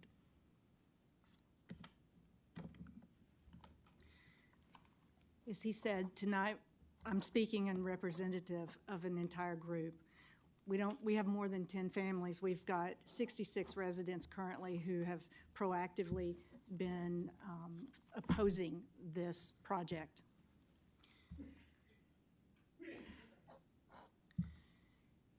Eagle Crest LLC submitted its appeal to the Quorum Court on January 27th.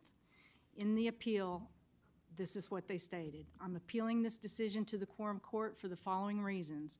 The board gives no indication as to why it voted like it did, but we believe the board incorrectly weighted the opinions of other residents speaking at the meeting. Eagle Crest also believes the board did not appropriately weigh the factors set forth in section 11200. Eagle Crest also believes that the prior use of the property had already established the conditional use of the property. I'm not even going to touch on that tonight because it's worthless. Eagle Crest failed to specify which factors were inappropriately weighted. When they filed their application for the CUP, it was November 2nd, about 120 days after they closed on their property and a month after they began on-site operations. It seems to us the CUP was and still is incomplete, inaccurate, and intentionally misleading. So what other factors were appropriately weighed? As we go through this presentation, the factors contained in the document will be noted at the bottom, but for time's sake and redundancy, I'm not going to repeat them. So the January 12th Planning Board meeting, in January, it was made very clear by the planning what the neighbors' concerns were: neighborhood safety and security, increased vehicle traffic, general compatibility, septic capacity to support 15 beds, and water supply plus flow. They also noted their planning conditions, some of which you've already heard tonight by Blake. The septic and soil. We do not believe the current septic capacity supports the request for a 15-bed patient plus staff occupancy, in particular after what we've heard tonight about the add-ons. In the November 2nd CUP, Eagle Crest stated a DR has been hired to perform a study to ensure that the existing septic system meets health department requirements for this facility. The January 12th meeting planning listed it as a condition. Where are the soil test results? And will the results show the extent of percolation to be sufficient for the proposed volume of effluent water? To clarify, in the planning meeting that we were in, it was proposed that there are 3 septic systems on this proposed CUP property. There are 2. One is the Hilltop Apartments, which we have the documents that show it was approved for 2-bedroom, 4-person daily flow of 270 gallons. That was in 2011. The main house and the cabin and the cottage are what we're questioning. Contamination could have already occurred. It's been 6 months. The third septic that was referenced earlier was what they call the fixer-upper, which is not even a part of the CUP request and should never be considered for anything.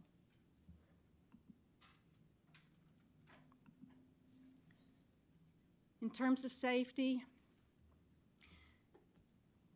history documents that fire always wins.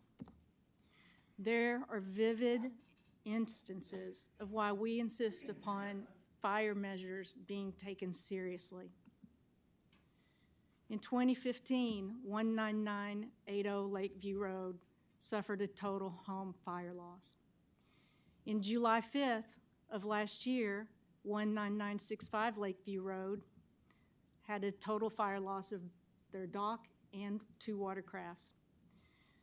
July 25th, Treehouse Road, the Nob Hill Loop, 6 family members died in their home in what became the greatest fire loss in the history of Washington County. That's only 0.6 of a mile from Nob Hill. And as was stated earlier by Eagle Crest about the participation of multiple fire departments, there were 4 fire departments who responded to that. Then on Christmas Day, at the intersection of Washington County 502 and 507, there was a total home loss and 4 pets perished in that fire. Road 502 and 507, both ingress and egress, were 100% blocked for over 5 hours.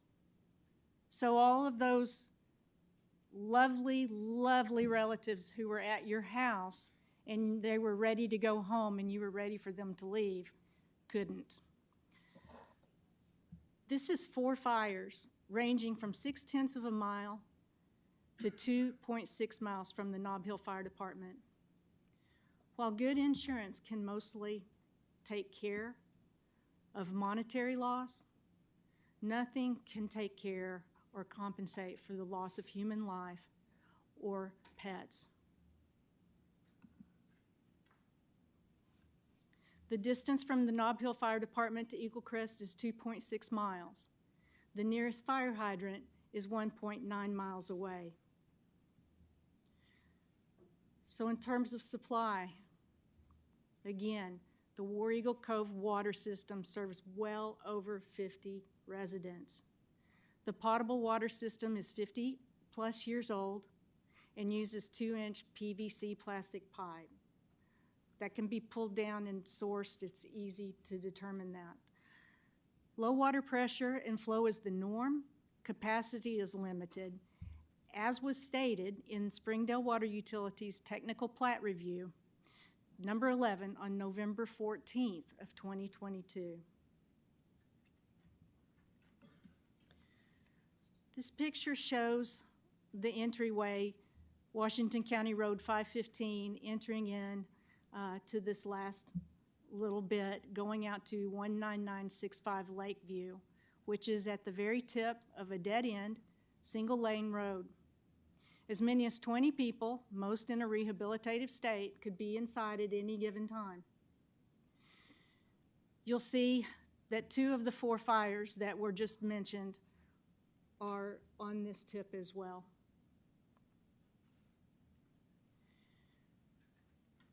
In terms of safety and supply, the state issued a 5-month provisional license to allow Eagle Crest Time to meet licensure standards. In order to obtain this license, Eagle Crest agreed to install a sprinkler system. This provisional license that we're looking at has expired. We don't know if the license has been extended or under what provision. What we do know is that for this very purpose that we've just looked at, sprinklers should have been installed prior to operations.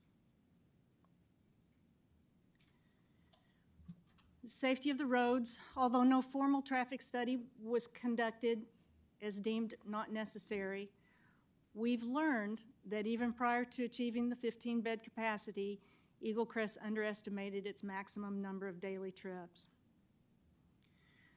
So I will say the one benefit that we've had of Eagle Crest beginning operations 6 months before they legally should have was that we don't have speculation, we have facts. The growth in the Cove has completely surpassed the county road infrastructure a long time ago. While general maintenance is minimal, the roads are winding, narrow, poorly marked, with little to no shoulder and low visibility. There have already been multiple vehicular near risks on both 507 and 515. Residents must now remain on high alert 365 days a year, which adds fatigue on the way home rather than calm.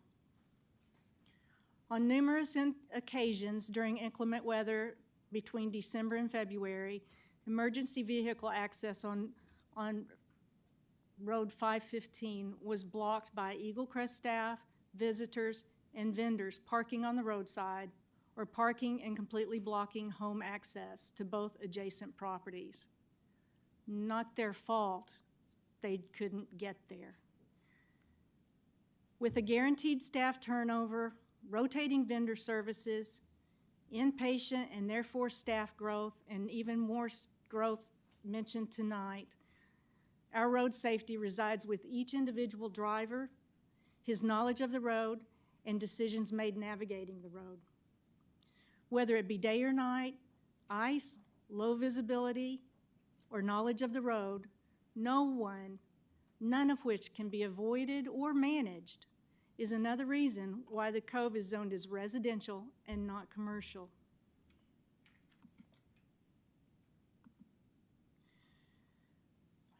The Sheriff's Trespassing Report, November 6th, I believe everyone every one of you had a copy of that already, of the report. I do have it in my backup if you need to read more of it. But the recap was approached on his property, not like at the property line, on his property while he was working, 2 days in a row, and on the second day, 2 males asked him to go and take them to get alcohol. Corporal E. McGowan documented in her summary, I was told I would be contacted by the CEO of Eagle Crest about the incident once cameras are reviewed. I will update as more information is received. Of Article 10, Section 11-200, this blasts so many things that are wrong about this. And I know that Eagle Crest is looking into that. So what did they do? That was November 6th. 60 days later, on the actual night of the planning board meeting, Eagle Crest took some steps to improve the security. If you look at this house, it's facing the back of the detached garage and the Hilltop Apartments. To the left is the lake-facing side where fencing was added. I'll show you a better picture. To the right is where partial fencing was added, facing south and east. We contend that this proposed use is not compatible with the surrounding area. A close-up shows the fencing that was newly added on the around the apartments. So on the top you see the cabin, cottage, then the main house, and then the fencing added. There are visible gaps everywhere. It's more like a privacy fence and nothing about security. In all honesty and fairness, we're not certain if this issue is a can't or won't. The properties just weren't created to be like a prison. So there's a close-up of the fence to the right of the property. There's no way to provide adequate security in a secluded, relaxed residential setting. This is their photo you've been looking at all evening. It's heavily wooded and dense, especially in the summertime, with very low visibility. Multiple homes are within steps of the property boundaries and easily accessible. There are 3 access points directly to the lake from 2 sides, each with steps leading right down to the water. I have backup photos to the back of this should anyone want to see some additional photos. The proposed use is not compatible with the surrounding area because the area was never intended to be enclosed. This is the aerial view taken this month of the steps to the water from the living quarters. This is the area where the boat dock walked down to the boat dock, the one that burned. A motivated person could climb, walk, or swim out. But if he wants something to eat, drink, or transportation, he'll need help from a neighboring home because there are no services in this remote residential setting. Eagle Crest's opinion regarding home values, in their cup, they declared, we've checked other properties that have residential treatment facilities, and it did not lower the value of the existing properties. What analysis can we see that supports this claim? As required by the Arkansas Realtors Association seller's property disclosure, War Eagle Cove homeowners would be required to disclose Eagle Crest recovery to a potential buyer. So we know that home buying decisions are largely determined by financial means, security, and emotion. If you were looking for a quiet, remote, residential lake home, and you found a perfect property, but it had a for-profit, 24/7, 365-day-a-year residential treatment facility in its fold, what would you do? I think I know what you'd do. You'd either negotiate on price, or you'd find another place to live that didn't have the risk of adding more businesses.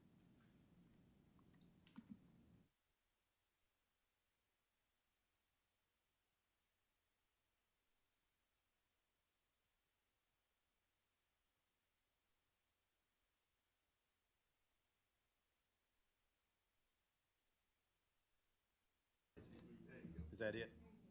It's supposed to be read? Yeah. Okay. Eagle Crest LLC, a for-profit business entity, opened its doors in a residential neighborhood without first legally obtaining the required permits. It continues to behave as if allowed a blanket right to bypass all other standard legal requirements by the state and the county. Tonight's presentation provides more than enough information to silence any claim of objections based upon discrimination or speculation of any kind. And we clearly object to a for-profit, 365-day-a-year residential treatment program whose leadership has, for 7 months, demonstrated it will choose financial opportunity over the safety of anyone temporarily or permanently living in this subdivision. Eagle Crest is not compatible with this community and has effectively robbed us of any opportunity to enjoy our neighbors as friends. Referencing Article 10, Section 11200, we believe violations of C, D, E, F, and G, alone or combined, are grounds to deny a conditional use permit, and we are seeking an immediate cease of its operations without one.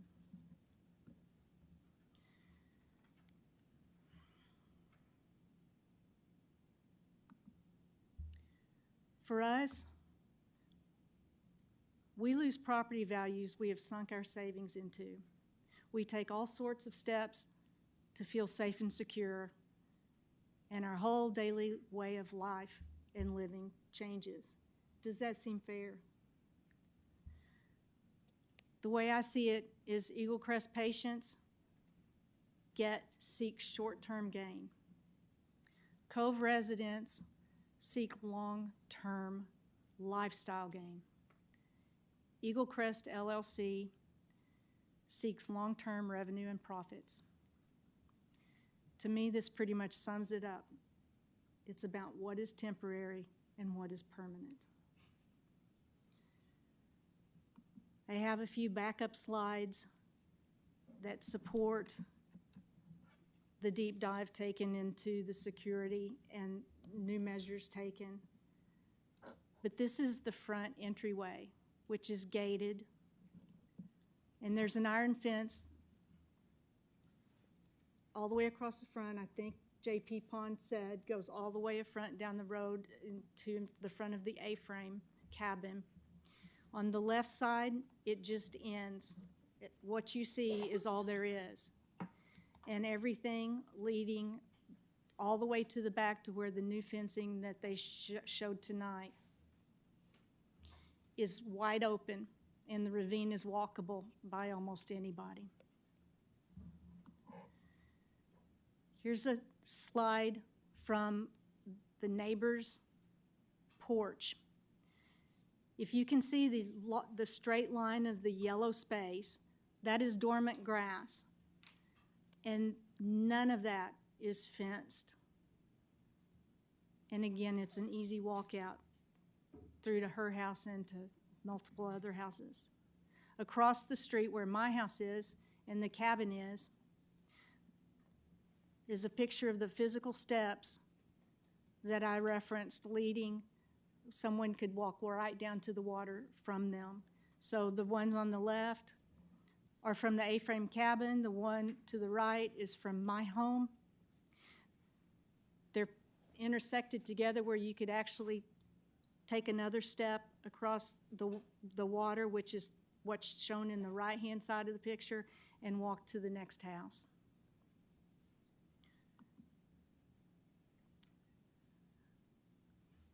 I think that we have taken enough of your time. We hope that you fully review the number of issues that we see here.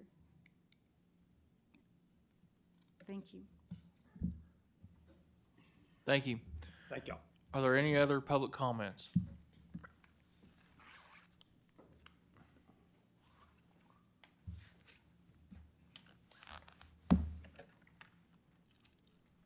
Come on ahead while they're unhooking. We're pressed for time. They took up a lot of time, so. Yes, we did. Hello, my name is Yvonne Cronkite, and I am a product of Eagle Crest Recovery. I walked in the doors January 24th of 2022 and walked out February 20th, 2022. I then chose to move to Bentonville, Arkansas because of Eagle Crest, because I wanted to be involved in recovery with other people. They, in effect, saved my life. There are people there, of course, that have had consequences to poor decisions, which include jail time, prison time. I myself spent 2 days in jail. Am I a criminal because of that? Am I a danger to society right now? I moved up here to help, to be a part of your community. I have a job as an office manager for a multi-million-dollar pediatric practice because of Eagle Crest. I'm also the president of the alumni. I'm here voluntarily. It's not a paid position. I have a job. This is my second job. It's my job and my duty to give those people, my family, a second chance, just like how I was given a second chance. The staff at Eagle Crest gave me tools that I didn't know I had. I had given up on life. I had given up on myself and was going to drink myself to death. They took me in and treated me like a human, gave me tools to come out of that protected environment. It is protected, and thank God it is. It's protected for our life, to save us, to heal us, to give us time to recover, but then also give us a safe place to live. I was there for 28 days. I begged them to let me live there forever because I loved it. I love the staff.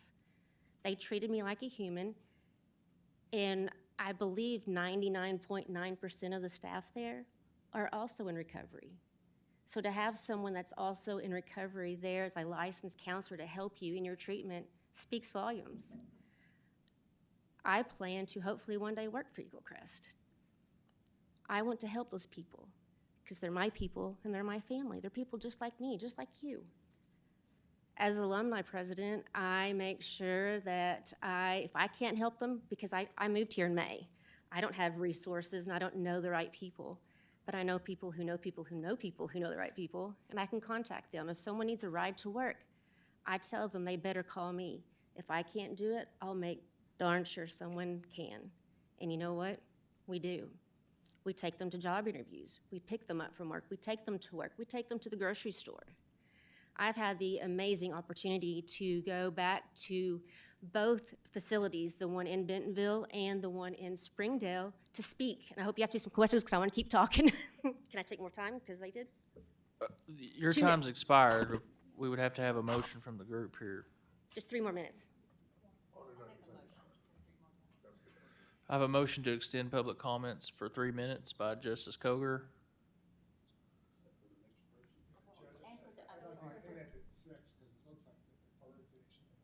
Okay. How many, well, I can okay. stop, that's okay. Y'all can talk to me Go ahead and afterwards. continue. Okay. Yeah. What was the last thing I said?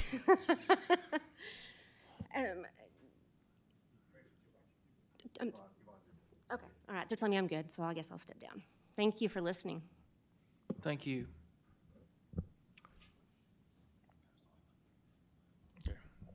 Hello, my name is Michelle Barrett. I have a master's degree in community counseling. I have a license in substance use disorder treatment. I've worked in this field for about 20 years. And I'm here just in support of the fact that we need these facilities. This is a substance use disorder. It is recognized as a medical condition. We would not be concerned with who walked away from the hospital and the safety of our community for someone who had diabetes. And we do see this as a disease, and the medical community sees this as a disease. And when we talk about long-term versus short-term, they may stay 28 days, but the goal is that they are long-term in recovery, back in this community, back putting tax dollars in your county as productive members of society because they have been provided appropriate treatment. And it's been shown that some of these calm lake areas are great for being able to take care of those things in your life. And I would suggest that many people in this room know somebody who has struggled with drugs and alcohol. I bet more people than that know somebody close to them that's gotten a DWI. It's crime, right? And we see those things very differently, but then we look at the facilities and get very concerned about those folks that will be there, and will they wander away? What will they do? And I think it's important to remember it is something that's being treated as a medical condition that needs to be treated, and we need to be able to see it from that perspective and provide the services that folks need for long-term recovery and long-term treatment of these conditions. And as you see, we've got folks who come back and give back to the society and the community that they came from. And maybe it's an opportunity for the neighborhood to find ways to give back to their own community, show people what it looks like to get back into society and live a quote-unquote normal life. Maybe it's an opportunity for them to share some of their life experiences, and maybe these people become their neighbors, even if it's just for a short time. Thank you. Thank you so much. Our public comment time has expired. Justice Lyons? Thank you, Judge. Couple things. My background on this is I was at the planning board. This reason I haven't asked a lot of questions. I was at the planning board where this was presented. I went out and spent some time with the Eagle Crest applicant, touring their building, touring the grounds. I've spent some time with the residents as well. So what Eagle Crest does is commendable, and understand it is a need.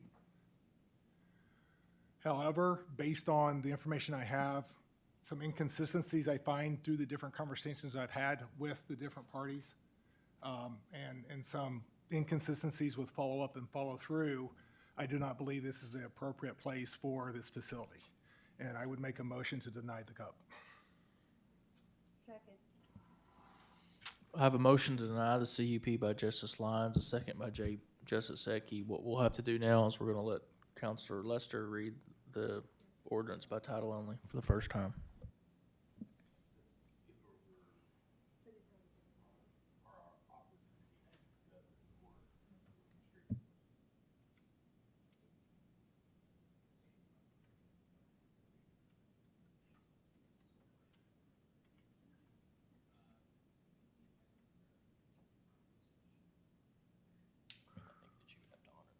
Okay. Yeah, we'll go ahead and read the ordinance, and then we'll go ahead and have discussion, and if there's other motions, we'll take them up. So, Counselor Lester? An ordinance denying a conditional use permit recommended for denial by the Planning Board of Adjustments for Eagle Crest Recovery. Discussion, comments? Justice Dennis? Thank you, Judge. I'm going to, again, remind the court that we're on slippery slope. I shouldn't have, but I went ahead and pulled my phone up and just asked it real quick. How many vacation bed and breakfast are there? You know, just give me a list of some. And I just hit one site, and it came down like 51 homes, just real quick like that are on Beaver Lake for bed and breakfast or vacation. What I put vacation by owner is what I put. And so it'd be a question that I have is, well, someone decides they're going to the nursing home and they're selling their place or they're passing it on to kids. How many of those kids in that community might turn that into a vacation by owner? And then are you going to stop that, or are you going to come back and say, well, you don't want that to occur? So what we do is a precedent so many times.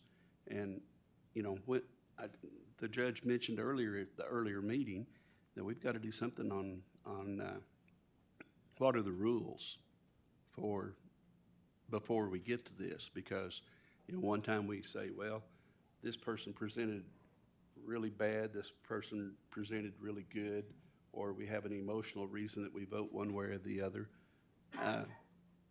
You know, if you're gonna have vacation by owner on Beaver Lake, then you have to say, we allow that.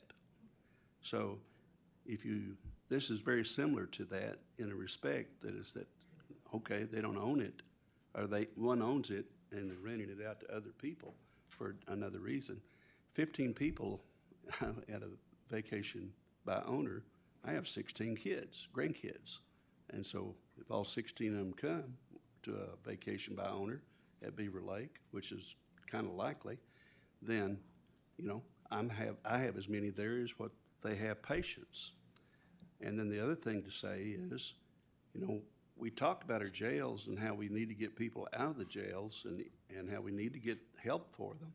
And I know a lot of people that need this kind of service, this kind of help. So I like it because it's a second stage, not a first stage. They answered that rather well. That means they're pretty reliable people when they get there. And so I think we've got to be careful about what we do on making decisions, because we've got to live with it later on. Thank you. Thank you, Justice Dennis. Justice Simons? Thank you, Chair. To reference earlier back tonight, when you mentioned our need to drastically overhaul the CUP process and zoning in the county, this is yet another frustrating example of a process that comes down to this court after planning, and we get to sit here and hear these emotional pleas and evidence on both sides, and yet I feel like this court drastically lacks the ability, the professional information and credentials to make some of these decisions. I want to admonish the court to remember what our job here is. We have guidelines that are outlined in the CUP process. The emotional pleas should not come into play in this. What you feel and what you want doesn't really factor into that, or it shouldn't. We have a constitutional obligation to follow the process. The applicant has put some pretty substantial financial investment into this property to what seems to be, you know, their due diligence to be a good neighbor and to bring the compliance issues up to this. Unfortunately, it feels like a lot of that was done prior to maybe some initial steps that should have been done to come before the CUP to see if this is even a compatibility issue. The biggest concern that I have about this was one that was pretty quickly glassed over. It's an infrastructure issue. As an insurance agent in that industry, I'm wondering about the applicant's liability to have that many people on site if you can't properly mitigate a fire hazard, or if you're blocking egress and ingress to emergency vehicles. Those are valid reasons to uphold or deny a CUP, not whether or not you feel it will affect property values, or you feel like someone could leave this property and go to the next property and do ABC. Those are emotional pleas and should not factor into our consideration. It's not part of the process. If you want the emotional pleas to factor in, we need to change the process. Or we need to be completely overhauling, which I think is your plan, Chair, to overhaul the whole process.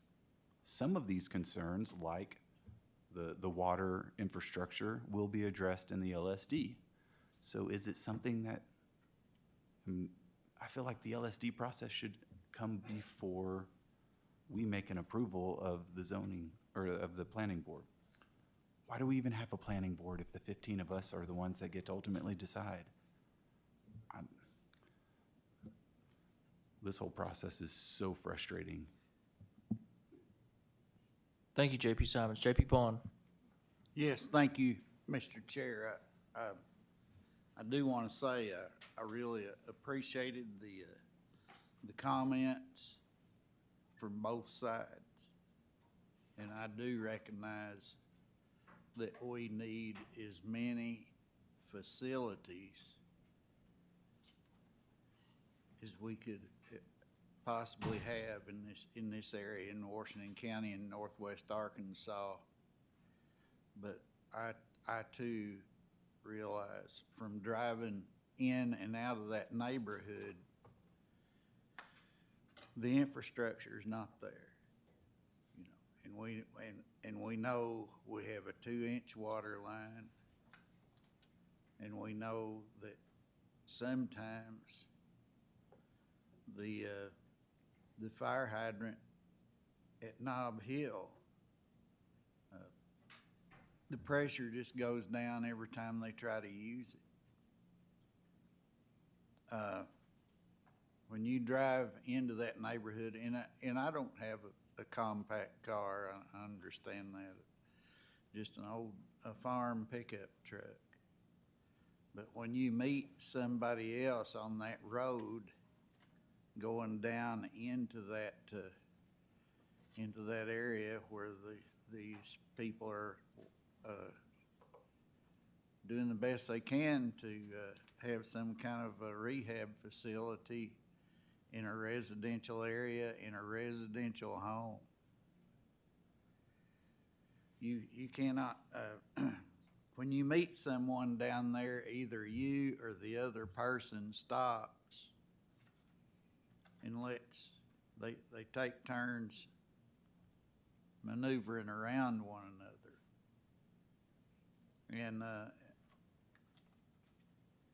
so kind of compare that to an ambulance or a fire truck trying to maneuver down into there and other people trying to make their way out because there is a fire or maybe a lot of smoke coming up and billowing up from somewhere.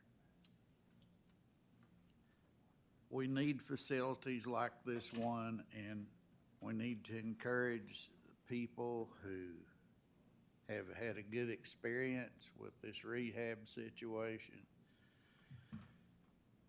But we need to do it in a safer place where we have roads and water supply that could make that a safer facility. It's just not there. I'm not going to.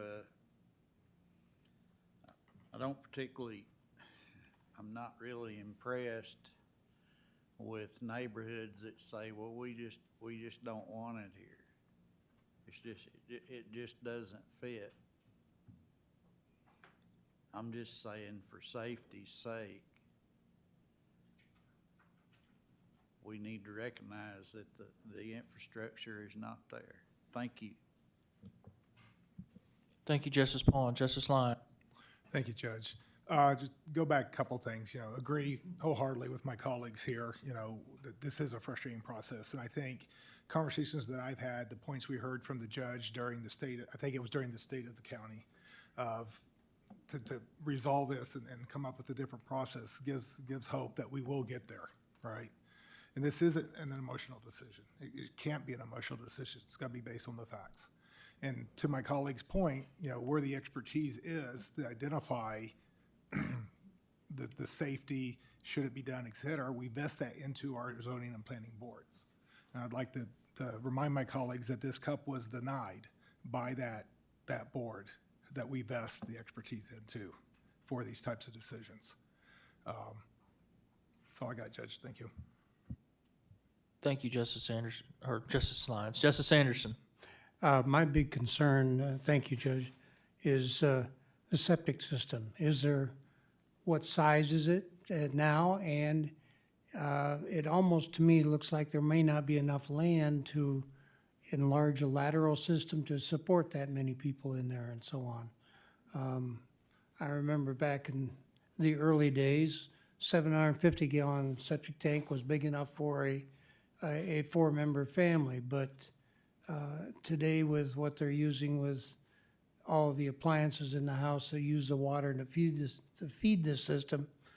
I question whether they got a big enough one in there now, and would it be expandable? Thank you. Thank you, Justice Anderson. Justice. Thank you, Judge.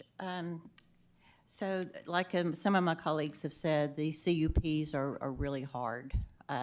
And I too was excited tonight to hear that the county is exploring a better process, because we need that. But tonight we're talking about Eagle Crest, and Eagle Crest is a residential treatment facility. From what we've heard tonight, it appears to me that Eagle Crest has gone above and beyond to be a good neighbor, that they've taken steps to ensure that the property is secure. We've heard from people who have been through treatment there, and we've heard how much this kind of treatment is needed in our neighborhood. It's a beautiful facility, and when I was there, the people, the residents there were happy. They were happy to be there. They were, when they had entered, people who are suffering from substance abuse disorders are often just barely hanging on, and you know, there's somebody's child or daughter or mother or father, and I think the service that Eagle Crest provides is a wonderful service, and it's saving lives, and I think that we should approve this CUP.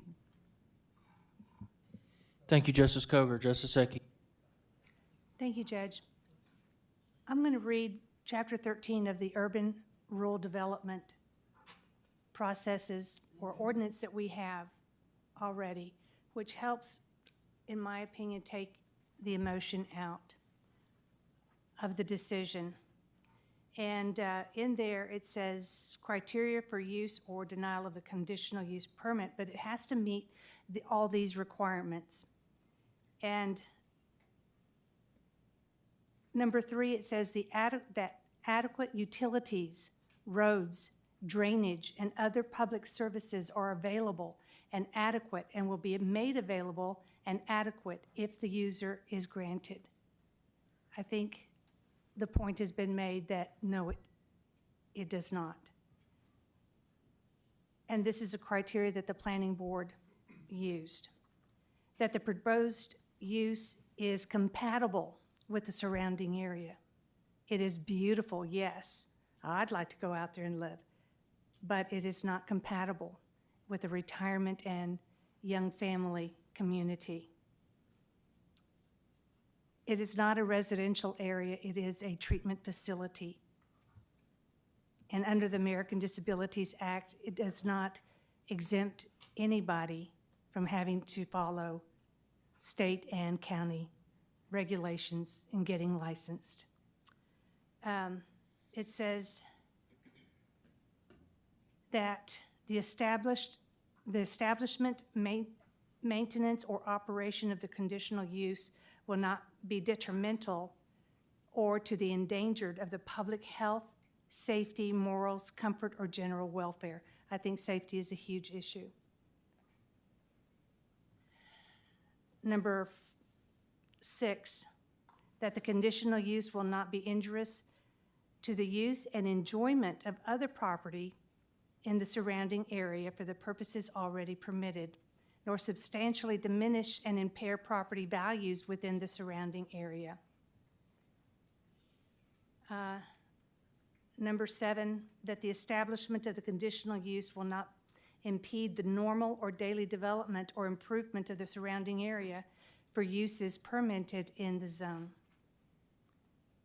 For those reasons, those are 7 reasons I read. I will not support Eagle Crest, and I will vote to deny the CUP. Thank you, Judge. Thank you. Well, with that, we have an ordinance that's been on a first reading without further motions. It'll stay on the first reading until our next month's meeting. And Justice Lyons? I'd like to make a motion to suspend the rules and move it to the second reading. I have a motion to suspend the rules and move it to the second reading by Justice Lyons, a second by Justice Pond. Ms. Meyer, will you please call roll?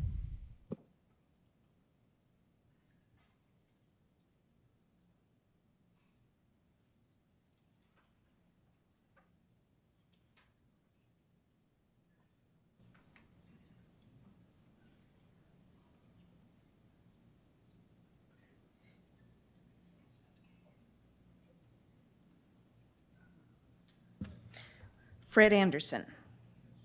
Kyle Lyons. Lisa Ecke. Charles Dean. Shonda Washington. Beth Koger. Robert Dennis. Willie Lemming. Gary Ricker. Butch Pond. Coleman Taylor. David Wilson. Sean Simons.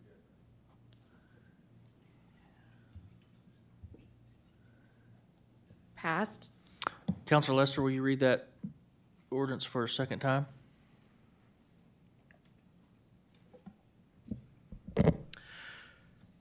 An ordinance denying a conditional use permit recommended for denial by the planning board. Justice Lyons? Make a motion to suspend the rules and move it to the third and final reading. Motion to suspend the rules and move it to the third and final reading by Justice Lyons, second by Justice Pond. All those in favor?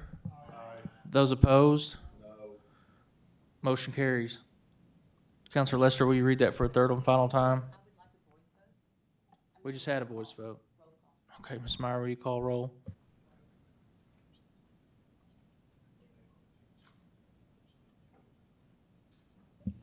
Fred Anderson. Kyle Lyons. Lisa Ecke. Charles Dean. Shonda Washington. Beth Koger. Robert Dennis. Willie Lemming. Gary Ricker. Butch Pond. Coleman Taylor. David Wilson. Sean Simons. Pass. Counselor Lester, will you read that for a third and final time? An ordinance denying a conditional use permit recommended for denial by the Planning Board of Adjustments. Justice Lyons? Make a motion that we deny the cup. I have a motion to approve the ordinance. Oh, approve the ordinance, okay, Well, sorry, yeah, I'm sorry. Second by, I'm sorry, who, Justice Ricker? Any further discussion on the ordinance? Public comments?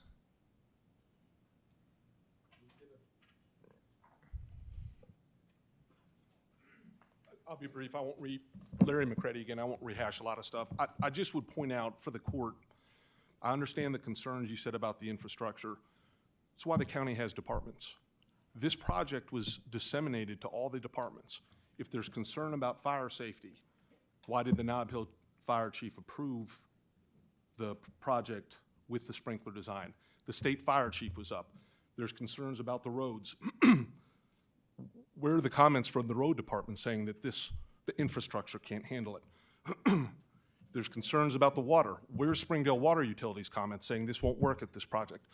Those are the experts that I believe the court should rely upon. None of them are here speaking in opposition. None of them submitted comments in opposition. So with that, I would just reconsider that, rely on the professionals that you hire to look at these things and trust their opinion and approve the CUP. Or at least give us the opportunity before you vote on this to provide more information to answer those questions. Thank you. Thank you, sir. Additional public comments? Ms. Meyer, call the roll. Fred Anderson.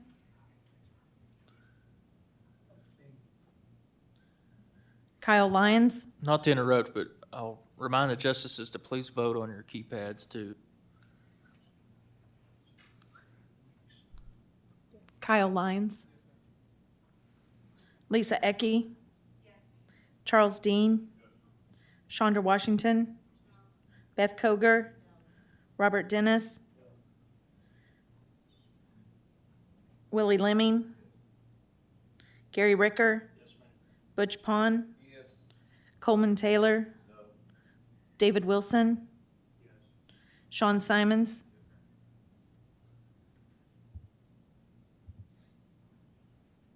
Pass. Thank you, Ms. Meyer. With that, we're going to move on to item number 14.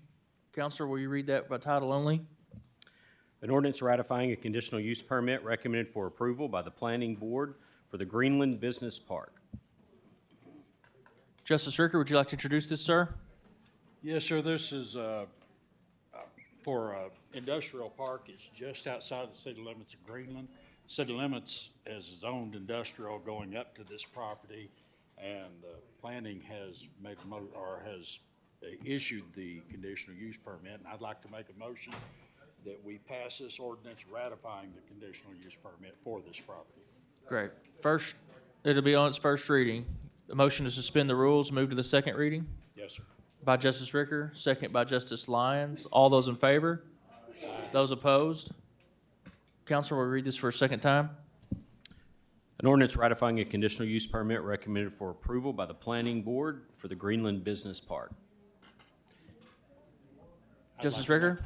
I'd like to make a motion to suspend the rules and place it on third and final reading.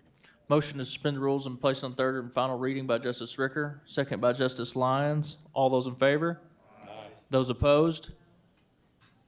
Council, will you read that for a third and final time? An ordinance ratifying a conditional use permit recommended for approval by the planning board for Greenland Business Park. Motion to, Make a motion to pass that ordinance. I have a motion to pass by Justice Ricker, second by Justice Lyons. Any further discussion or questions by the board or the body? Any public comments? Ms. Meyer, please call the roll. Fred Anderson. Kyle Lyons. Lisa Ecke. Charles Dean. Shonda Washington. Beth Koger. Robert Dennis. Willie Lemming. Gary Ricker. Butch Pond. Coleman Taylor. David Wilson. Sean Simons. Pass. Thank you. Item number 15 is our consent agenda. Counselor, we read those ordinances by title only. Item 1 is an ordinance reducing the obligations in the ARPA fund by $1,362,530.97. Article 2 is an ordinance appropriating the amount of $14,137.92 from the unappropriated reserves in the Recorder's Cost Fund to various line items in the Recorder's Cost Fund budget for 2023.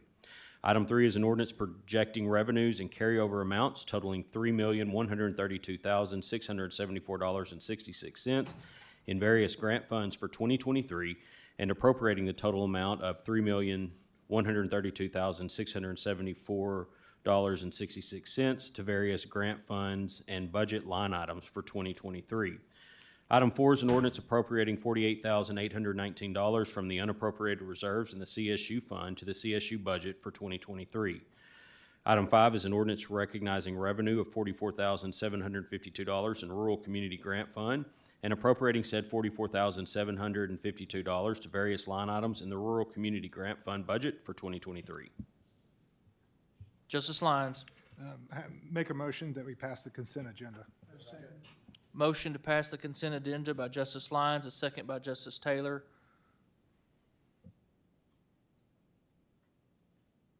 Any public comments? Ms. Meyer, please call the roll.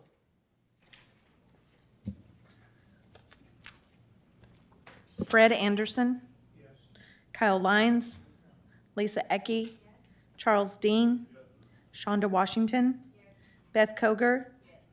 Robert Dennis. Willie Lemming. Absent. Gary Ricker. Butch Pond. Coleman Taylor. David Wilson. Sean Simons. Pass. That passes.